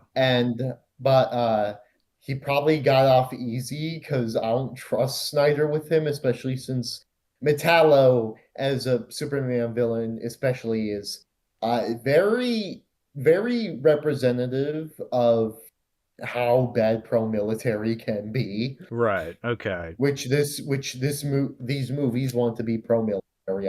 That's very obvious. Right. Okay. But yeah. So Scoot McNairy as Metallo. Yeah. I don't know. I don't know if I can see that, but again, whatever. Yeah. He also looks like a fucking Bayformer. I gotta pull up the comment. Oh yeah, this I gotta see. Yeah. It looks really, really bad. Mm-hmm. Okay. Okay. There's technically two sets, but I'm gonna go with the one that's technically more finished and also way, way, way more stupid. Okay. And here we go. Oh my goodness, what even is this? I have no idea. Like, he literally has a bunch of weapons. Yeah. And one singular turbine extending from his back. I know his concept art. Ugh. I can't even make sense of this. This is genuinely bad. Yeah. The other thing that I can probably pull up if I have it saved on my phone is that there was also concept art for this particular scene where instead of false god, okay, I know yeah, where this is going. I don't think it's on my phone as of now, probably my iPad, but instead of false god, it read as Nazi god instead. It read as Nazi God. Yeah. So And that's hilarious. yeah, That is and like so border. That is so teenage edginess. Like, oh, what's the worst thing I can think of? Nazis, Nazi God. It's like, what are you talking about? What? and I find it especially offensive since you, Superman's original creators were Jewish. Yeah. But also, it So, doesn't make any sense because it's like not once has Nazism or white supremacy been brought up in these movies, and not even when describing Superman. So why are we calling him a Nazi? This makes no fucking sense. So which that's brings into that's my biggest crazy. example. Yeah, which brings me into my biggest example of why this movie does not get Superman as a symbol. He gets compared to dictatorship and fascism multiple times. That's true during the nightmare sequence. Oh, we got to talk about that. So at one Oh, point, I hate the nightmare yeah, sequences at so one point, much. Batman is like downloading something, and because it takes a while, he falls asleep, which is hilarious.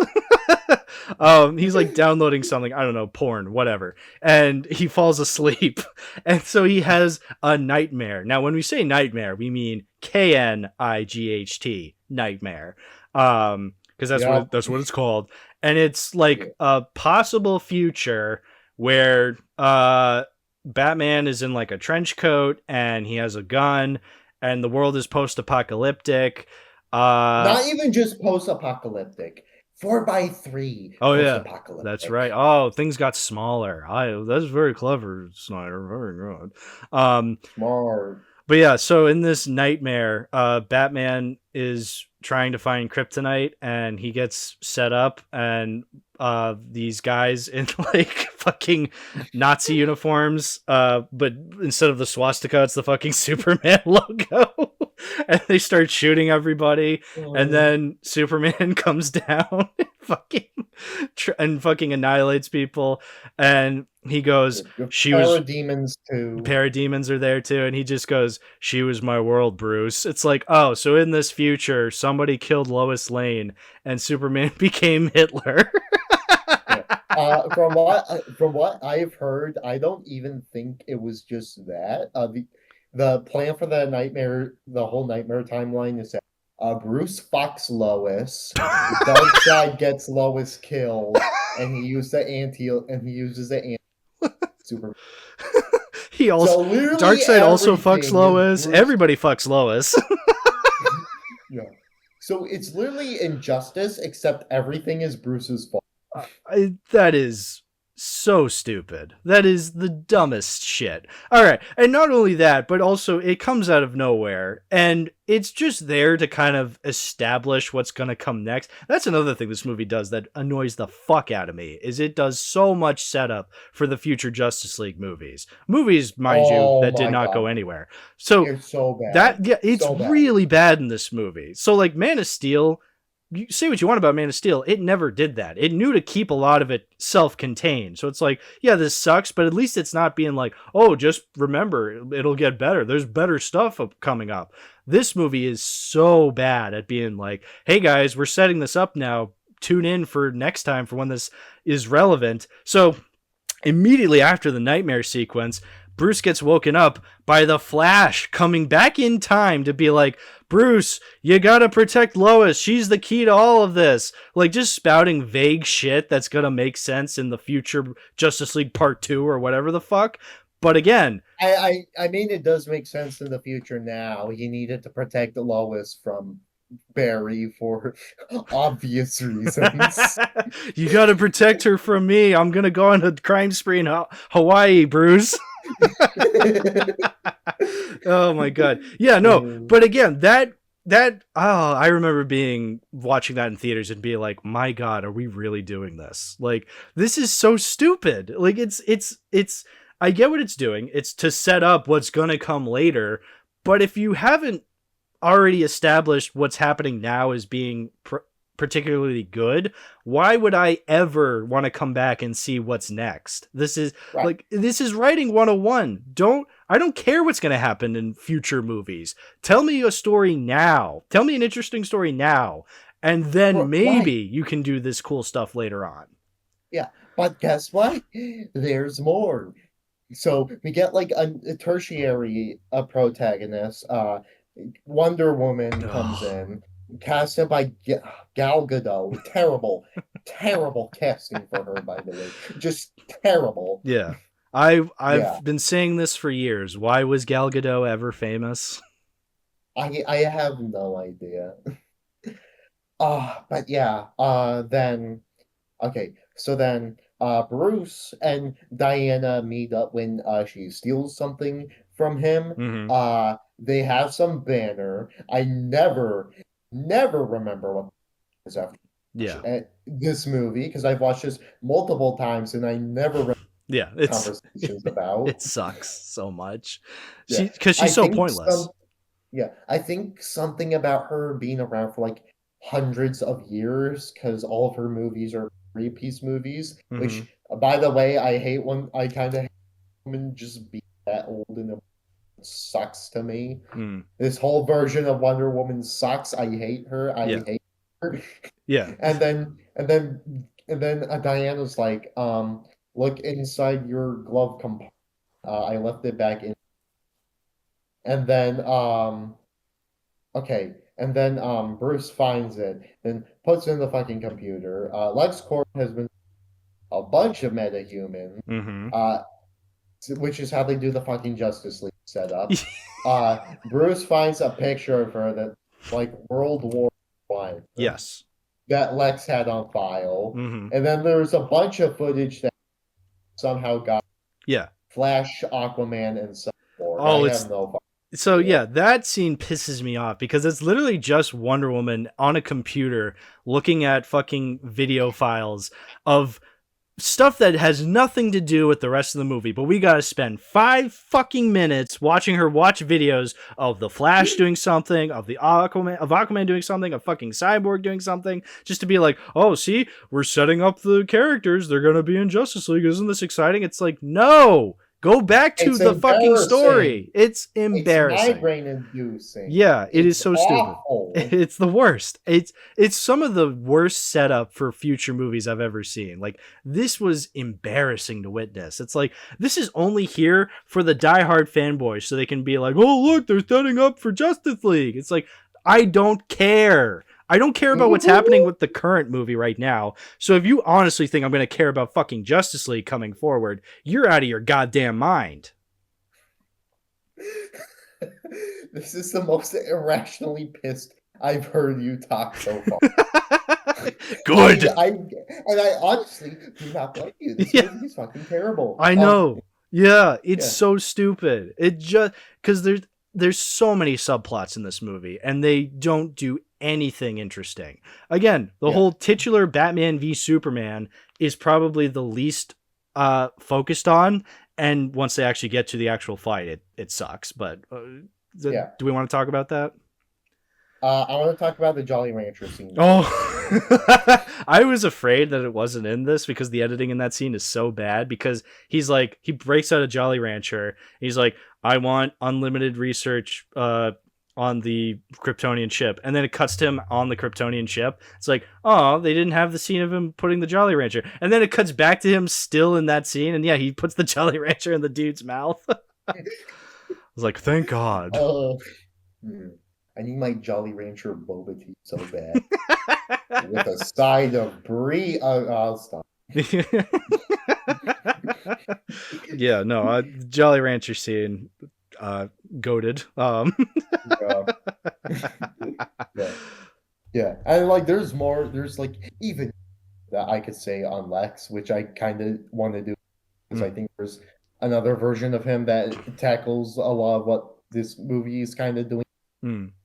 But let's talk about the titular Batman v Yeah, the Superman, actual shall fight. we? So, the fight scene is, first of all, the way they set it up is bad because immediately you have Lex say, "Hey, I want you to go fight Batman." So already, Superman's like, "Oh, okay, so I know not to fight him because you want me to." So he could easily just go over to the Batman and be like, "Hey, Lex Luthor wants us to fight, and he has my mom captured." Like, if he just literally said all that right off the bat, the fight would not happen. But of course, you can't have that. We have to have Batman and Superman fight because we fucking promised it, because that's what the movie's called, Batman v Superman. And so then Superman's like, "Bruce, I don't want to fight you." And then Bruce like shoots at him, and then Superman's like, "Oh, I guess I'm fighting you." It's like, you couldn't use your fucking words? Again, 40 lines for Superman. I guess we don't want to make it No, 41. yeah, no, we gotta have like multiple scenes of Clark sniffing up Bruce's fart bullets. Yeah, the fucking kryptonite, how it just breathes this green gas and it looks cartoonish. It looks like farts. Yeah, and then he takes a sink and he hits Superman over the head with it. That's the thing. The actual fight itself is not very good. And not only is it shot poorly because it's shot during a rainstorm with lightning. I get it. You want it to look, cool with the light flashes from the lightning and like stuff like that. But it's way too dark. The camera quality is so bad. I can't see what's happening. The actual hits to each other are not, they don't feel impactful at all. Like, I guess there's that one kind of neat scene where Batman is punching Superman and each blow gets less and less worthy. So like, Superman just starts like, it means nothing to Superman. Like, I guess that's kind of cool. But again, it's shot kind of poorly. We're like, I don't know. I don't feel like the coolness of that scene really like breathes. not only that, but bro just fucking smiles Yeah. and then lunges down. Yeah. Total villainy. It's like, God damn, this Superman is evil. Yeah. And like I kind of mentioned this before. Sometimes I like it when Superman just relishes in using his Yeah. it's just a really shitty guy that he's fighting. Mm-hmm. But like like we've established, this is just the default setting for this Superman. Yeah. Yeah. He's fighting another superhero, which, by the way, is not, Batman's not entirely good in this one. Again, he is a violent psychopath throughout the majority of the movie. But at least it's like, again, if you had set up the Robin stuff earlier better, I could kind of see why he's a violent psychopath. But they don't do that, so he's just a violent psychopath facing another violent psychopath. Why are these two fighting again? They agree on a lot of things. Yeah. I mean, one could even say that Hollywood didn't even bother to mind. No. They didn't bother on a lot of things. No. So, oh god, yeah, and then so Batman. So again, I completely agree with Batman beating the shit out of Superman. And again, Superman knows not to fight him, which kind of makes his entire subplot throughout the whole movie of him not liking Bruce Wayne or Batman make any difference. It's like, okay, he had no reason to not like Batman. Now, one, he had no reason to not like Batman because he's a vigilante. He's out of his element. He's doing exactly what Superman is doing, but Superman has no self-awareness, and the movie doesn't pick up on that. It's genuine in showing Superman be like, I don't like what this Batman character is doing. It's like, well, he's doing exactly what you're doing, dude. So you have no say in this. Like the only sort of fairness there is that they do like a whole edgy, shitty thing of him branding criminals for them to get killed in prison. Right.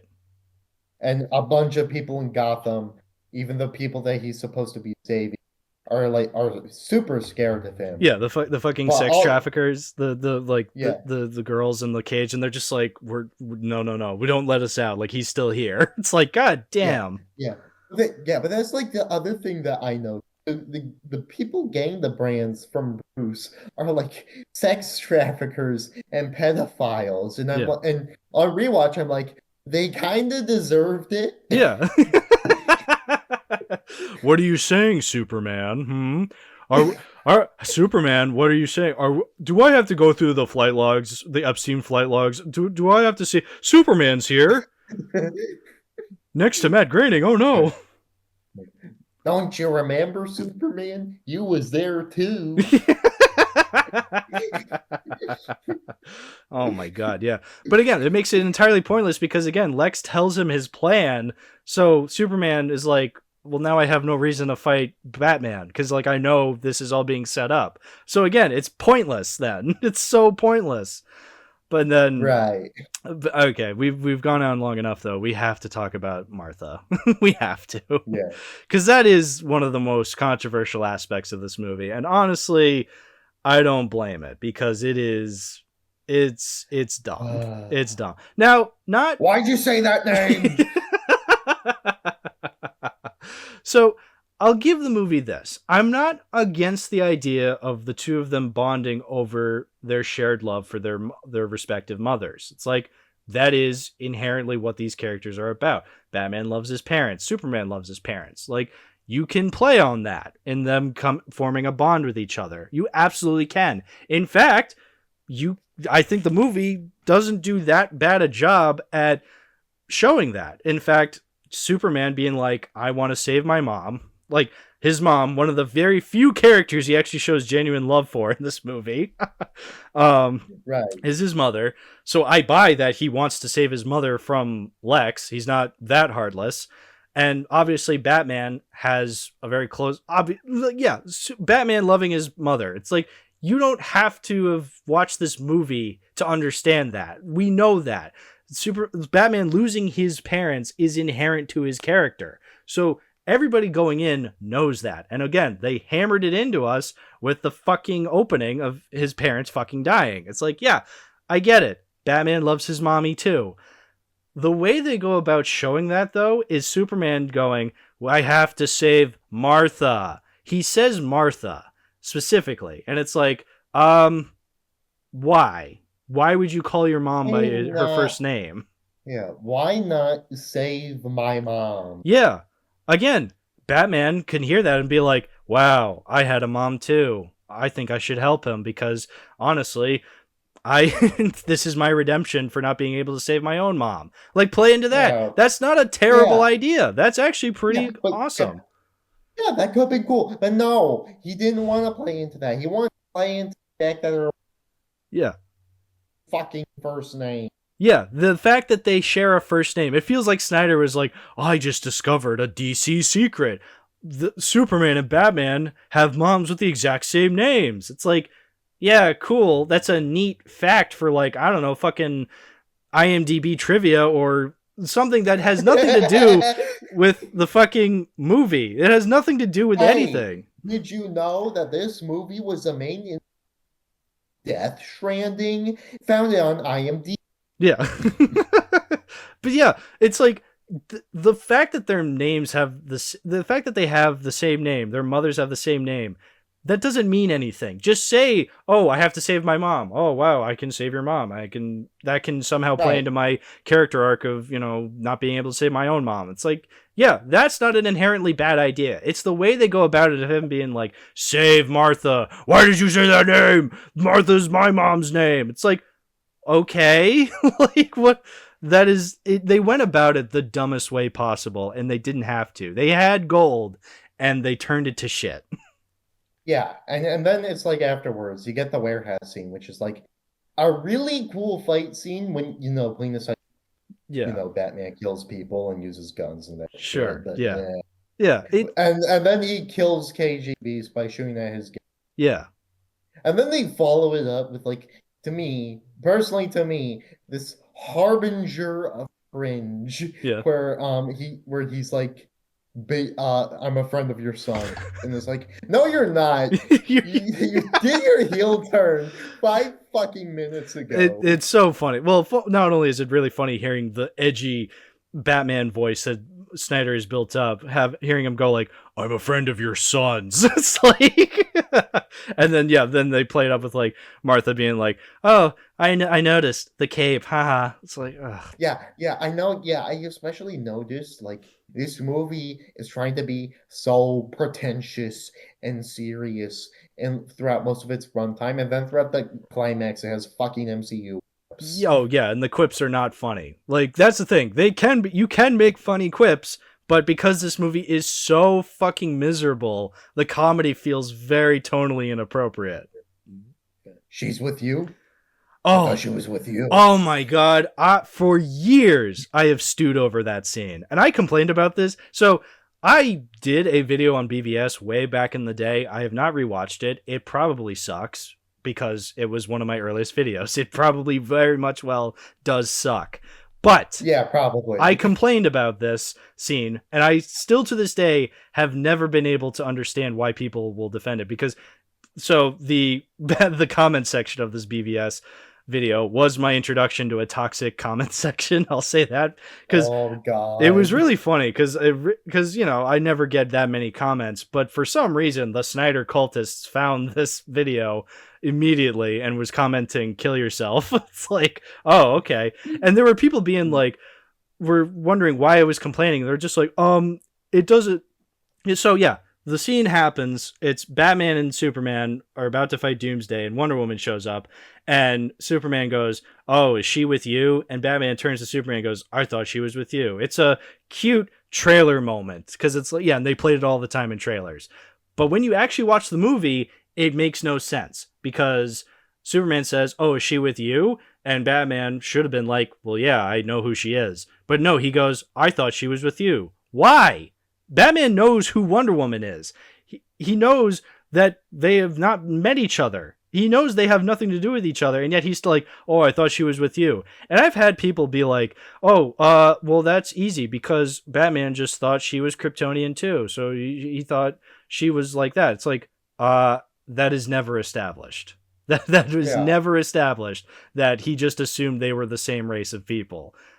Yeah, and then right after that, you finally have the actual final fight with Doomsday, which honestly, in my humble opinion, is actually really fun and good. Wow. It was the only ounce of life I've this slog fest, miserable time of a movie. I will say, okay, yeah. personally, I know you've said it before, I can actually see BVS pretty clearly.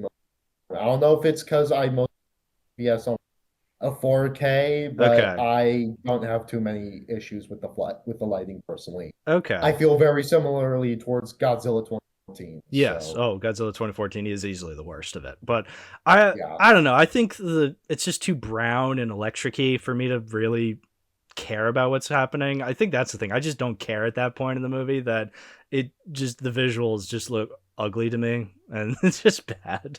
And also just, I don't know. Just we've had no real introduction to Wonder Woman and who she is as a fighter. And so just to see her fight this giant troll monster, just, I don't care. I really don't. Right. It's just, no, go ahead. Yeah. And honestly, I can totally get that. But for me, I think it's like the one aspect where aside from the character work, I think everything else locks in. I do genuinely enjoy seeing a lot of between each of the characters fighting Doomsday. The score goes especially hard. I love the music. Yeah. I got sick of the Wonder Woman theme just by this movie. Right. Yeah, and trust me, honestly, base Wonder Woman theme, I don't really enjoy it. But when they mix it with Lex's, peak shit to me. Okay, that's fine. No. I guess we might as well also talk about this because we're already in the climax. Superman dies. So again, harkening back to the fact that this is the second movie in your DC cinematic universe. I remember when the movie was first coming out, I accidentally read the spoiler, Superman dies at the end of BVS. And I thought it was a joke because, again, if you remember, early 2016, Force Awakens had just come out. People were doing a shit ton of Han Solo dies jokes at the time. So I thought this was just another one. It's like, oh, haha, Superman dies at the end. That's funny, guys. Real fucking funny, guys. They wouldn't kill off one of their main characters, one of the most famous DC characters. They wouldn't kill him off in the second movie of this DC franchise. Well, they did. So, now, again, I'll totally agree that, I'll admit maybe it's just me looking at this movie from a meta perspective and saying, oh, that doesn't make any sense. Why would you kill him off in your second movie? It's like, okay, maybe I should look at this from the perspective of maybe this makes sense in his character arc, that he's supposed to sacrifice himself for the greater good. No, because again, the whole movie we've spent him just being fucking miserable saving people. So why on earth would this character want to sacrifice himself for the greater good? Because he's a hero. Which, again, and we want you to feel things. Yeah. Again, they've spent the whole movie showing him be actively miserable saving people, but the one time he gets to actually show himself being a superhero, it's when he fucking kills himself. It's like... Oh. So that's got some implications there. Yeah, so it doesn't make any sense character-wise. So no, I hate this decision of killing off Superman. And again, it makes even less sense moving forward, again from a meta perspective, because he comes back in Justice League anyway.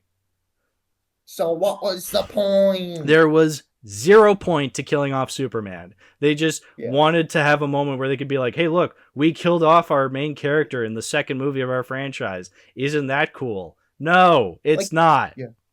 Like, even in fucking comics where characters die and come back to life all the time. Right. And trust me, I hate it.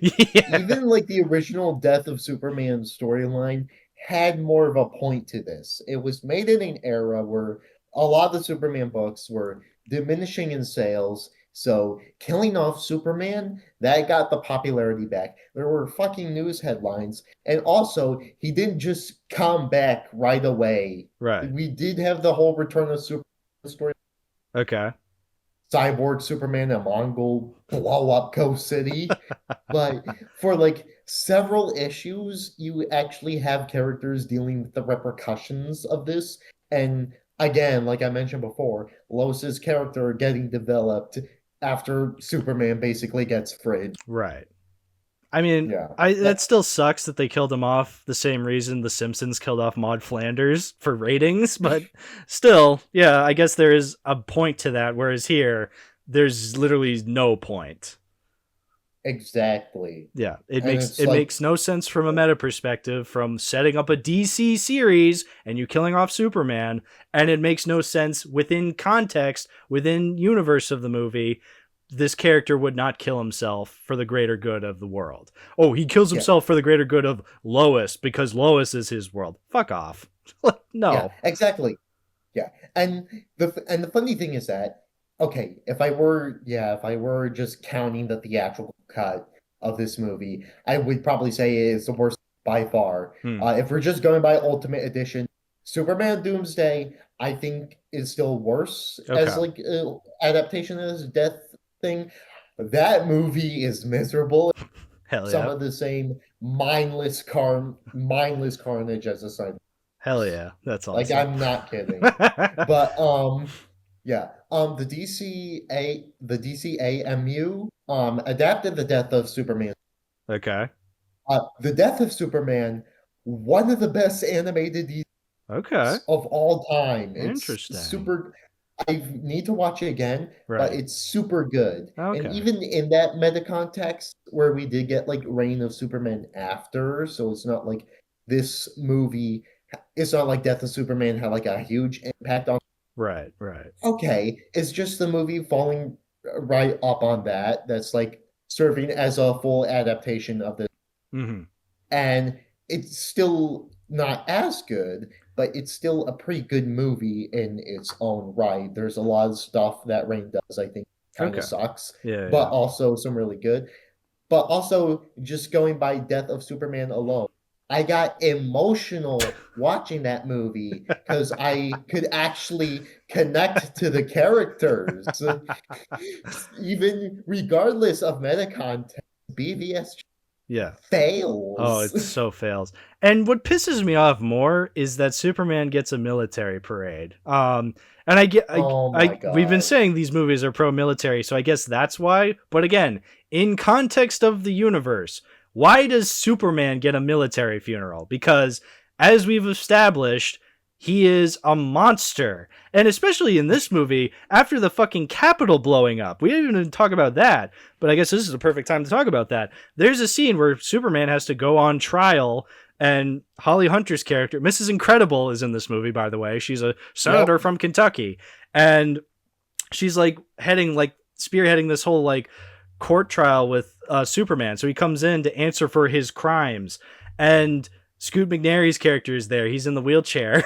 And it's the fucking peach tea analogy. So earlier in the movie, she's like talking with Lex Luthor because she doesn't trust Lex Luthor. Just I don't know, because of plot. Yeah. And he's like, the red capes are coming. Yeah, the red capes are coming. The red capes are coming, and she says something kind of off the dome, like whatever. Like it's not that big it's just a weird saying she says where she goes, you could piss in a jar and call it Granny's peach iced tea. I'd know you're lying. It's like, okay, whatever.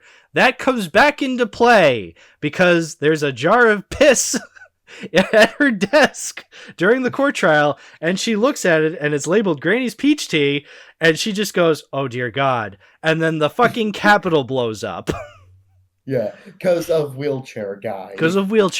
He's a martyr. Everybody fucking dies in that courtroom. Mercy Graves, Scoot McNairy, Mrs. Incredible. Everybody fucking dies. Except Superman, of course. And it was just sad. It's so sad. And first of all, I just want to say, waste of Mercy Graves. Waste of Mercy Graves. Also, why did we need the jar of piss? It's like, did that really add anything to that scene? It's just, it's totally inappropriate of seeing just a jar of piss. Whose piss is it, by the way? I was going to ask, is it Alexa's piss or is it Mercy's piss with a side? Okay, no. Careful now. No horny posting. But it sucks. It sucks. Not only because again, the Capitol blows up and Superman looks kind of annoyed the fact that all these people died next to him. It's like no remorse whatsoever. Just looks annoyed, and then he just flies away, does nothing. It's like, what a fucking asshole. I hate this character so much. Yeah. No. They made it better in the Ultimate Edition. He saves one person from the right. And then he fucks off.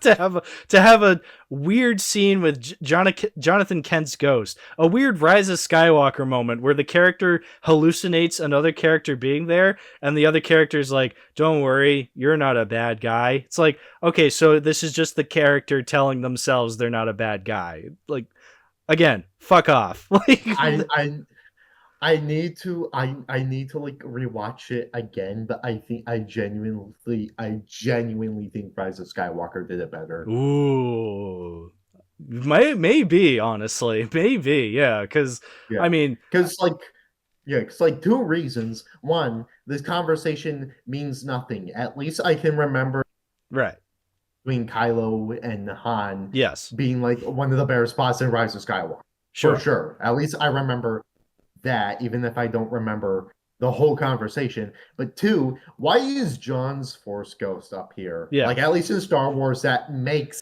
sense in the world. Why are we doing? It's still stupid because, again, it's not technically a Force Ghost. It's Ben's memory of Han Solo telling him, you're okay, kid. It's, again, it's the character themselves telling themselves they're okay. Like, it's totally psychotic. But I guess Rise of Skywalker does it technically better. I hate complimenting Rise of Skywalker, but this is what BVS does to a motherfucker. Wait, oh my God, I just remembered both movies have the same. They have the same what? They have the same writer. Oh, it makes sense. Chris Terrible, more like. Got him. So anyway, so that happened. That just happened. The Capitol blew up, so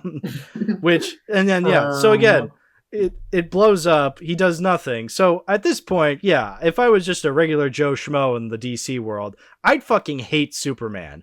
But no, he gets a fucking military funeral. He gets all these people mourning the loss of Superman.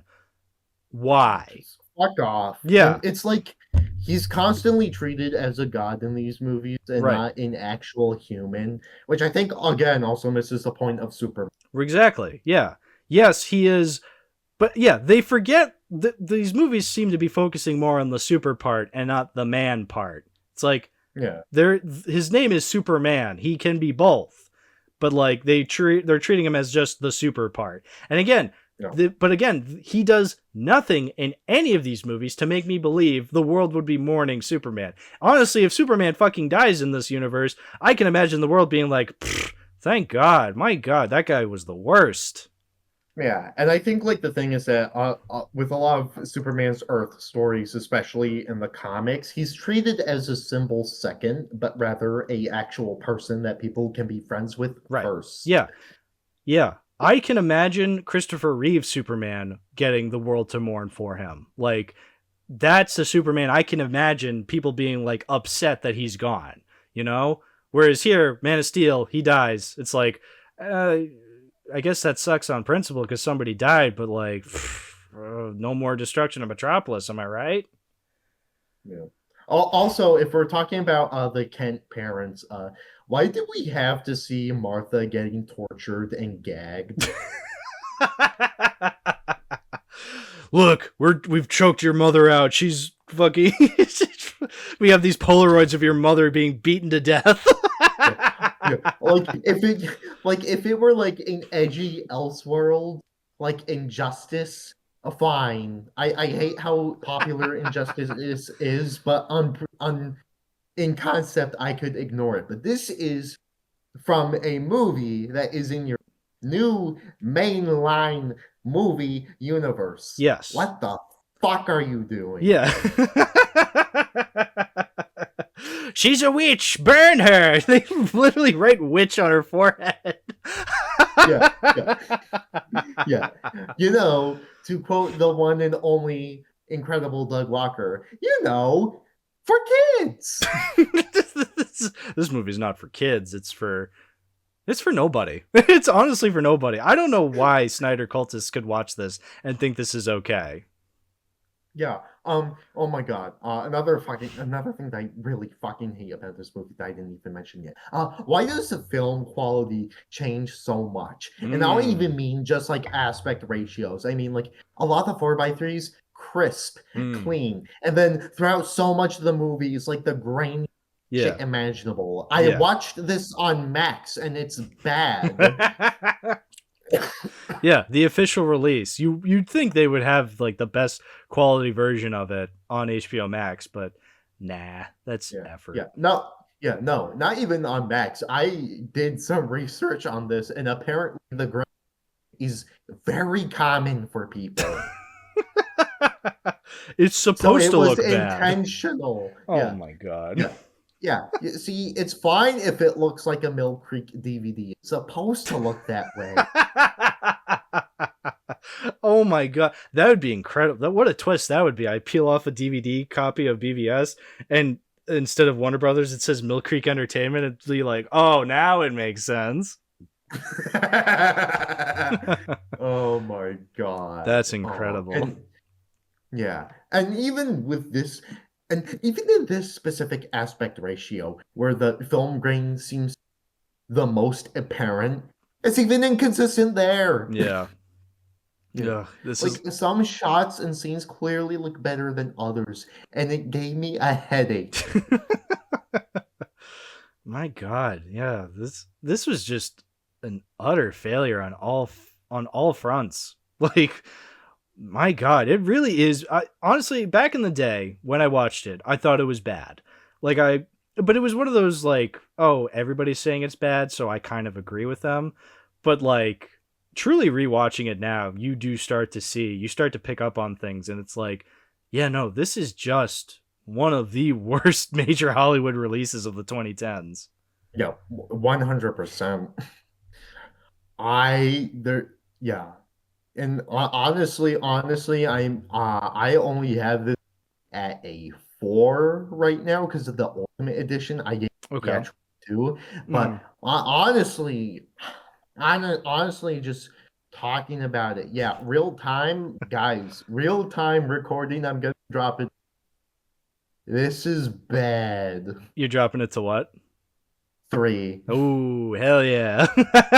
Yeah, done. It's shocking how bad this was back in the day. Like this was shocking because I feel like when I think of back when I first heard about a Batman v Superman movie happening, I think if I remember this correctly, I think what happened was I found out about it. I think I might be conflating different memories with this, but I have a memory of when I first watched the Tim Burton Batman movie. This was like well over a decade ago at this point, and I was coming home from a trip, and I was with my dad, and it was just me and him, and we decided to watch a movie together. And I don't remember how we came across Batman '89, but we watched it together because he grew up on it, and I was like, Right. okay, yeah, let's watch Batman '89. And I remember watching it. I liked it a lot. And then I got really sick during that night. So I think I was No. like throwing up and kind of in a feverish state. I still love the movie because it was awesome. But I don't remember how I came across finding out about Batman v Superman, but like I must have that same night because then I have this memory of falling asleep after watching Batman '89 and being like, Batman v Superman, how will that go out? How will that go about? And I had this memory of having this like weird dream state where I'm in the middle of Gotham and I'm watching Batman and Superman fight each other. And I was thinking like, okay, is this going to be they are friends for the whole movie, but then the climax is them fighting each other? Or is it a Batman and Superman movie where they're fighting each other the whole movie, but at the very end they join forces? Obviously, it was the latter, and well, even then, it was dumb the way they did that. Yep. But I had this really cool idea of seeing Batman and Superman fighting each other, and it's like, wow, this could actually be a really fun movie. It's different. It'll be interesting because again, you don't usually pair those two together and have them fight. Um, I guess now would be a good time for us to bring up the fucking Andrew Dobson comic. Yeah, I was thinking of that. Yeah. So we have. I Oh, was reminded of this. I can't remember who posted this in my server, but I mean, obviously, whenever Andrew Dobson comes up in conversation, we have to talk about it because yeah. Dobson is one of those internet characters. I feel like I just he admittedly he triggers me a lot because of just his smugness and how cringy he can be. But yeah, so he has a Right. comic. I'll probably put it up on screen, but for the audio listeners only, I'll try and describe it as best I can. There's a picture of these two guys outside of a theater. One's very young, the other is very old, and there's a advertisement for Batman v Superman. There's like a poster for it saying coming soon. And the young guy goes, "Yes, Batman v Superman, Dawn of Justice." And the old guy goes, "Wait, why versus? Aren't they friends? Why are they fighting?" And Andrew Dobson's annoying self-insert blue teddy bear OC is he looks towards the audience and he's doing the get a load of this guy thumb and going, "Mind the gap, Hollywood, derp." It's like, It's so weird because who is he even referring to in this yeah, scenario? yeah, what is this comic even saying? Is it saying, oh, don't mind the old guy who's about it? Or is it be aware the old guy? Do we even know if he likes the movie or not? I don't know, but like it triggers me how much this comic pisses me off, and I don't even know what it's saying, and it's still pissing me off. Like at least with this fucking the creep taking a picture of the girl in the Power Girl outfit comic, I understand what he was saying. He was a total fucking moron for making that comic, but at least I understand what he was saying in that comic. Here, I have no idea what he's fucking saying. And Mind the I Gap yeah. Hollywood just has not left my mind for weeks now. I've Yeah. been I fuming over it. I know like every single Andrew Dobson comic is the worst Andrew Dobson comic, but I find it very funny that his DC ones especially just why. Yeah. Also, I checked. Yeah. Also, I checked your server. The one shared their cack because of course he did. Oh, hell yeah, Cac. Pissing me off like that. No, Cac rules. I love Yeah. Cac. Yeah. Um, Um. yeah. Yeah. This fucking I have comic. like. Yeah, I have like a few more notes for Sh- this movie before sure. going into conclusions. Sure. Uh, Yeah. First off, I kind of teased version of Lex. It kind of does, Mm-hmm. and yeah, it's my adventures with Superman. Oh, you. Yeah, like yeah, but yeah, I bring it up because not only do they, they keep the fucking hair Yeah. until Maz Lex is gonna go bald later, but Mm-hmm. basically, they both have kind of the stick. Mm-hmm. Both of them want to destroy the reputation of Superman. Right, right, right. Both do it by getting into Homeland Security and being promoted by the military to Sure. build a bunch of robots and bullshit. Right, right, But right. I think with Maz Yeah. favorite take on him Uh-huh. because he's a twink. Um, I That's the think only I reason. yeah. I think that version does a lot better what they were going for here because Mm-hmm. they actually show Lex's Okay. previously an assistant at a Mason. Okay. So he basically rises up in the system, and on top of that, Right. way more clear where Bro lost his job working defense security, so he's going to upgrade to the military, Mm-hmm. take down Superman's reputation while he's Okay. at it before becoming his main arch nemesis. Right. That's cool stuff. That makes sense Right. more than anything in this dumpster fire of Yeah, a he film. just hates Superman because he's the villain. Like there's no real understanding of Yeah. Lex's true motivations. He's just the villain because, Yeah. well, Lex Luthor's the villain in the comics, so, he's the villain Well, here. yeah. Well, no, the closest thing we get to an understanding is well, we know how everyone in this film sees Superman as a god, Yeah. and he chooses to blame Superman that because God didn't help him, dad beating him up. you, you don't even care about me, God. You let Dad beat me up. Yeah. And if God is all powerful, then he can't be all good. And if God can't be all good, he can't be all powerful. Fuck you, Dad. I'm gonna kill God.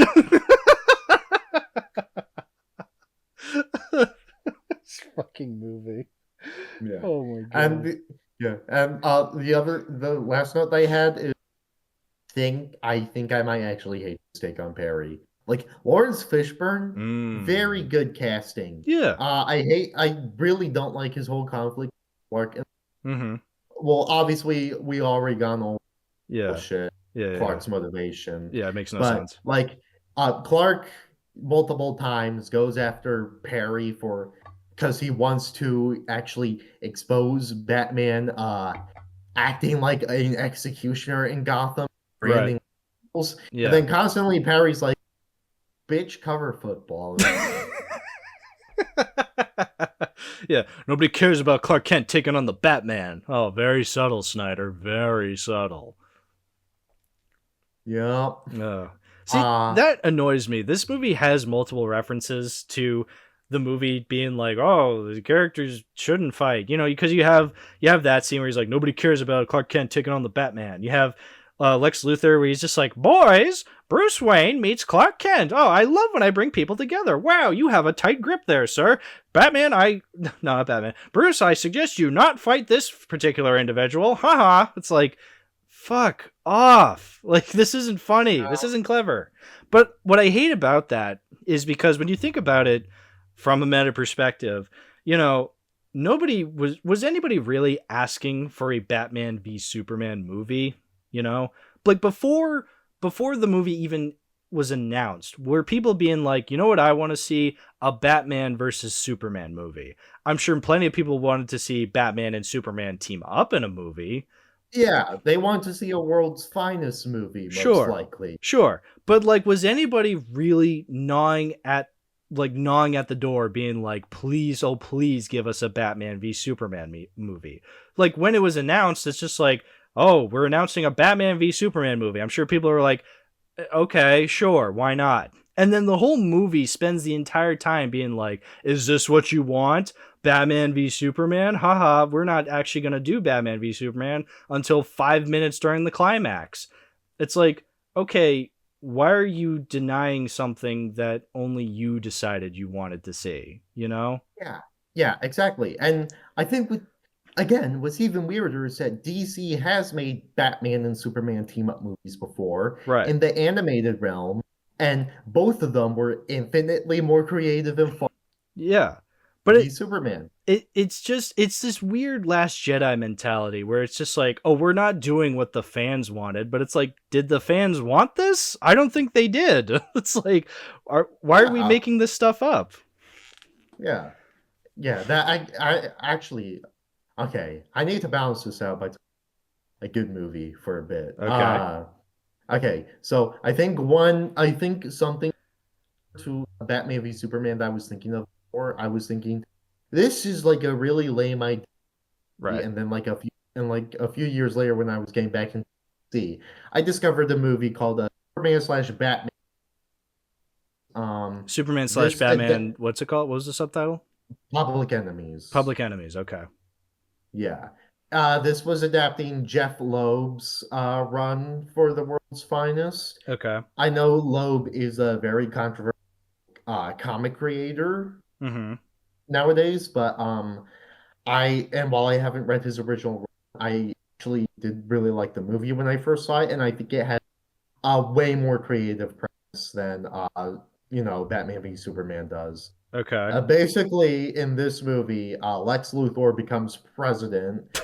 A bunch of superheroes are working for him, which for no explanation, but fine. Sure. But most of the movie is Batman and Superman actually outlaw Okay. and on the run because they get framed for Metallo's murder. So they have to contend with a bunch of Superman villains going after them, as well as Lex's cronies before he decides something big. Okay. Yeah. So, and already way more creative and way more fun than anything that BVS can muster up this Yeah. entire runtime. Yeah. It By far. seems so. Yeah.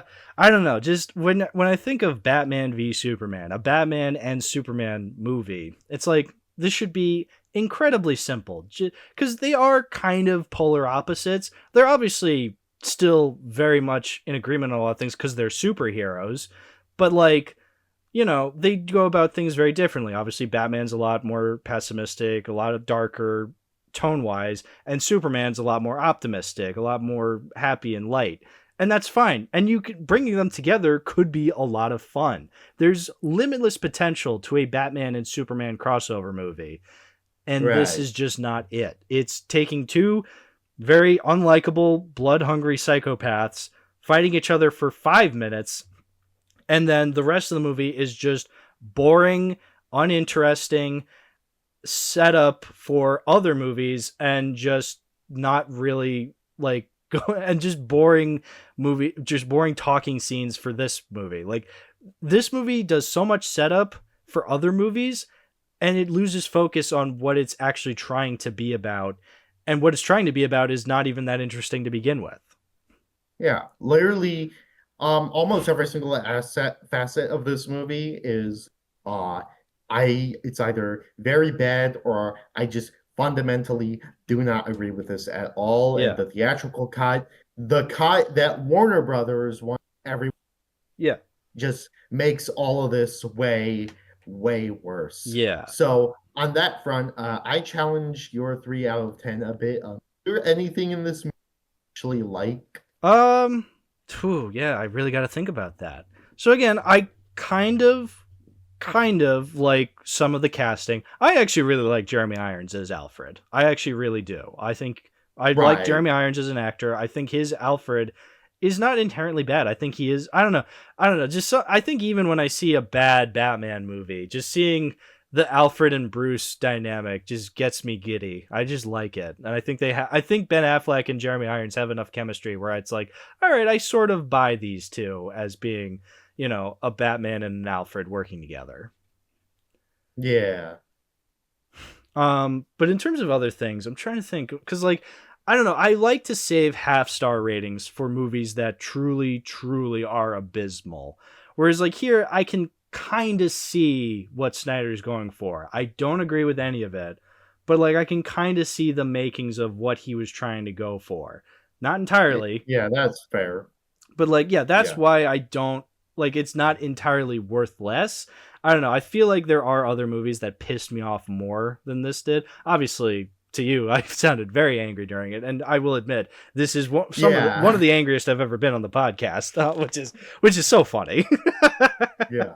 Personally speaking, to me, I wouldn't give it a half star either. Mm-hmm. Even compared to other DC movies, there's just way worse out there, even in the same universe. Oh, yeah. Suicide Squad, Wonder Woman 1984. Yeah. The Flash. Oof. Like, but those movies can die. Yeah. It gets way worse from BVS. And again, from how angry I sounded, that should tell you just how bad this series gets. It's abysmal, this series. But like, yeah, I think there's elements to appreciate. It's just years later, like nearly a decade later. It's going to be 10 years old next year. That's crazy to me. But like, all of it was for nothing, I think, because the DCU is completely over. We're getting a new Superman in a couple of months. We never got to see where the nightmare sequence goes. You know, we sort of did in the Zack Snyder's Justice League, but again, that's now 4 years old and nothing's happened with it. So we're never getting answers to stuff that we didn't care about to begin with. And the only thing we have now is a new Superman movie coming by James Gunn to kickstart a new universe, and Snyder cultists threatening to bomb theaters over it. Yes, I am not kidding. I mean, I don't know if I believe that they'll actually do that, but I mean, we'll see, I guess. I mean, again, the media was telling us that Joker would cause mass shootings and nothing happened. So yeah, I don't know if I entirely believe that. I think they'll just I think they're just commenting online because that's what Snyder cultists do is, you know, they're nerds that just write stuff on the internet. Yeah. So would I ever own this movie? Ooh, good question. I only think I would do it if I really wanted to like start a Superman film collection, but otherwise, oh my God, I really, like in retrospect, I know I said otherwise before, but talking about it with you, I think I actually more than returns. Right, yeah. I'm trying to think of why I got this on DVD to begin with. I think I had some form of interest in it. I don't know. Like, I think there were elements I used to like about it. I can't think of what that was, you know, because watching this movie was fucking miserable. Obviously, and like I said last episode, I got rid of that Man of Steel DVD years ago. Same thing. I got rid of the BVS DVD years ago. Like before I even started the podcast. These DVDs predate the podcast. And yeah, I just got rid of them. It's funny, actually. I just remembered when I got Man of Steel, I remember getting Man of Steel at a Target years ago. I got it when I went out I got it at that Target along with the Dark Knight trilogy on DVD. Oh, wow. I obviously don't have those DVDs anymore either because I've upgraded to the Dark Knight trilogy Blu-ray. But again, those movies had far more of an effect on me growing up than Man of Steel ever did. And clearly BVS as well. Yeah. Well, I'd say both sides have had an effect on me. For Snyder's case, worse, way worse, but they had an impact on me nonetheless. Yeah, that's true. Still, I'm happy with just keeping my Dark Knight Blu-rays at that. Superman, Man of Steel, maybe. BVS, no, it's miserable. Yeah. It's a waste of time. Yeah. Don't watch it. Again, Danis is literally the only friend I have with this movie a lot.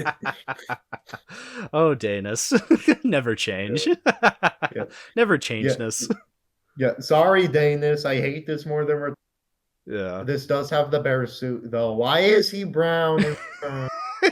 He's gonna be so mad you saying that Superman Returns is brown and not dark red. Yeah. Or wait, no. Isn't he? Yeah. Is he pro dark red? Is he pro dark red or does he think it's brown? Wait a minute. He thinks it's brown. Oh, that's what it is. That's what it is. Yeah. Yeah, Okay. and if he does that, then this whole episode going to come full circle for me just to say to him, stop telling people to play changed in their DMs. Like, what are you doing, bro? Oh. Like, what are you doing? Yeah. Anyway, I'm not keeping BVS. I mean, again, I got rid of the DVD. I have no plans to ever return it to the collection. I can't. It's again, I had a more positive experience with Man of Steel. I have elements I hate about Man of Steel, but I had a much more positive rewatch of that movie than I did this one. This one, I'm just like, Same here. it's so bad, so Waste terrible, of time. total waste of time, total waste of 2.5 hours, and it's the theatrical cut. The Ultimate Edition is far more longer. Yeah, which, to be fair, I think the Ultimate Edition, for as much as I disagree with it, again, still actually is structured like a fucking movie. Yeah. And is able to flesh out its narrative and messaging more. Right. I fundamentally disagree with it, but it can function as a movie, yeah, sort of. Kind of like the theatrical. I was just gonna say, kind of like Snyder's version of the Donner cut. Yeah, kind of like that. This, on the other hand, the theatrical cut is actually, honest to God, unwatchable. Like, even compared to Joss Whedon's Justice League cut, I think this is unfollowable and unwatchable. Justice League, I think, it's been a while since I've watched both cuts of Justice League, but for as terrible as like the behind the scenes for a Justice League were, I'll give it this. I think there are some elements to the narrative that it at least improves. Okay, and at least both of them feel like fucking movies. Right. The actual cut is so haphazardly put together, even compared to Justice. Scenes just completely play out of order. At least Justice League scenes play in order, and there's like and the subplot with the family out in nowhere. I know people. It was kind of nice compared to the other misery we've gotten in the Snyderverse. A BVS theatrical cut. Unless I rewatch Justice League and think that's worse, I'm confident in saying that. Yeah. This is worse. Sure. I hate BVS more. Yeah. Well, the thing with BVS is like, yeah, this was the theatrical cut. This is the cut that made $800 million. And people were like shocked by that. That's like, this didn't cross $1 billion. But when you watch the movie, yeah, no wonder this didn't cross $1 billion, because it's really bad. It's not a good, like, a Batman and Superman movie should have easily crossed $1 billion, easily, and it didn't, because it was that bad. Captain America: Civil War came out the exact same year, made $1 billion like it was nothing. Yeah, and that's because literally after the first weekend where it came out, everyone fucking hated it and didn't want to put up with it anymore. One of the worst drop-offs of all time. Yeah. And this was back in the day where people were just like, superhero movies are the shit now. Like, you know, the worst superhero media could cross $1 billion. Remember, Captain Marvel made $1 billion like it was nothing. Yep. And it's like, BVS couldn't, you know? Like, that was a shocking moment in superhero history. Obviously, we forgot about it because then the MCU gave us fucking Infinity War and Endgame, and like, you know, shit was unstoppable, and then COVID happened, and now shit is back to being kind of bad. You know, it's very rare that a superhero movie makes $1 billion as often as it used to be. Yeah, the one hope we could have is seeing Superman and Fantastic Four potentially rival Jurassic, but only time will. Yeah, I don't know. I really don't. I don't even believe Jurassic might make $1 billion. Yeah, I actually could see it because the Fandango ticket previews I was talking about for the new movie coming out for Superman. Right. Yeah. not only did those crash the site on the first day, but they also became Fandango's fastest and highest selling ticket sales for this year so far And that's for for a pre-release. that's for That's for Superman. Superman. For Superman. Yeah. Okay. Yeah. Yeah, just for the July 8th showing. Okay. Yeah. No, that's cool. The last time I remember trying to get tickets for a movie and the site crashed, that was for No Way Home, and well, we all know how that went. So that's huge. Yeah. I'm confident that, especially compared to BVS, because people actually trust James Gunn, Right. this is going to be big. Right.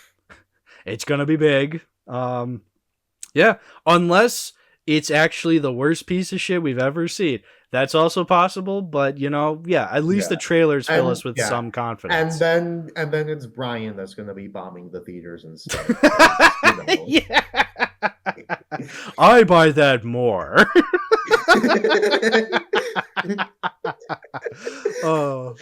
That's gonna be so funny if the movie's a huge success. Brian's gonna be stewing over. It's so funny because he has to play contrarian. It's like so he's gonna be stewing. It's gonna be so funny. God. I can't wait. Honestly, I have been thinking about. Hey, Brian, do you want to talk about Super Friends and the new James Gunn be with us soon? Hey, call in, Brian. We'd love to have you. Yep. Well, now that it's out there, I guess I kind of have to have Brian on the Superman episode. I did a good thing for once. Yeah. You were a hero, Chaos, more than Superman and BVS. And honestly, I just think that's to end it there. We are more than BVS. Yeah, we're BVS'd out. I don't want to watch this movie again until I do, I don't know, a Summer of Batman where I do the Ultimate Edition. But yeah, I'm not adding it to the collection. That's going to do it for this episode. Obviously, it's incredible that honestly, if you went back in time to 1987 and you told somebody, hey, we're going to be talking about BVS. We're going to be talking about Superman 4, The Quest for Peace with another DC movie and its Quest for Peace that we ended up liking more than that other DC movie. The people would probably be like, what the fuck are you talking about? How did you get to 1987? Yep. It gets so much worse. All right. That's going to do it for this one, folks. We will see you next time. Not with Chaos, not yet. You're going to take a break, Chaos, because you got to go watch some My Adventures with Superman. I meanwhile got to go watch some Adventures with him. Yeah, I meanwhile got to go watch Supergirl and Superman Returns. I've actually technically already watched them at the time of us recording, but let's just pretend I haven't watched them yet. Yeah, and let's just pretend I haven't rewatched My Adventures with Superman countless times to the point where I remember all of it with the back of my hand. Let's just ignore that. Ignore that. Yeah, let's ignore it. I love ignoring. Same. All right, bye-bye, everybody. Bye.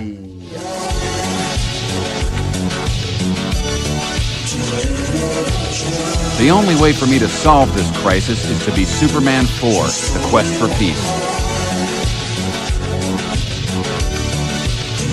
Thank you.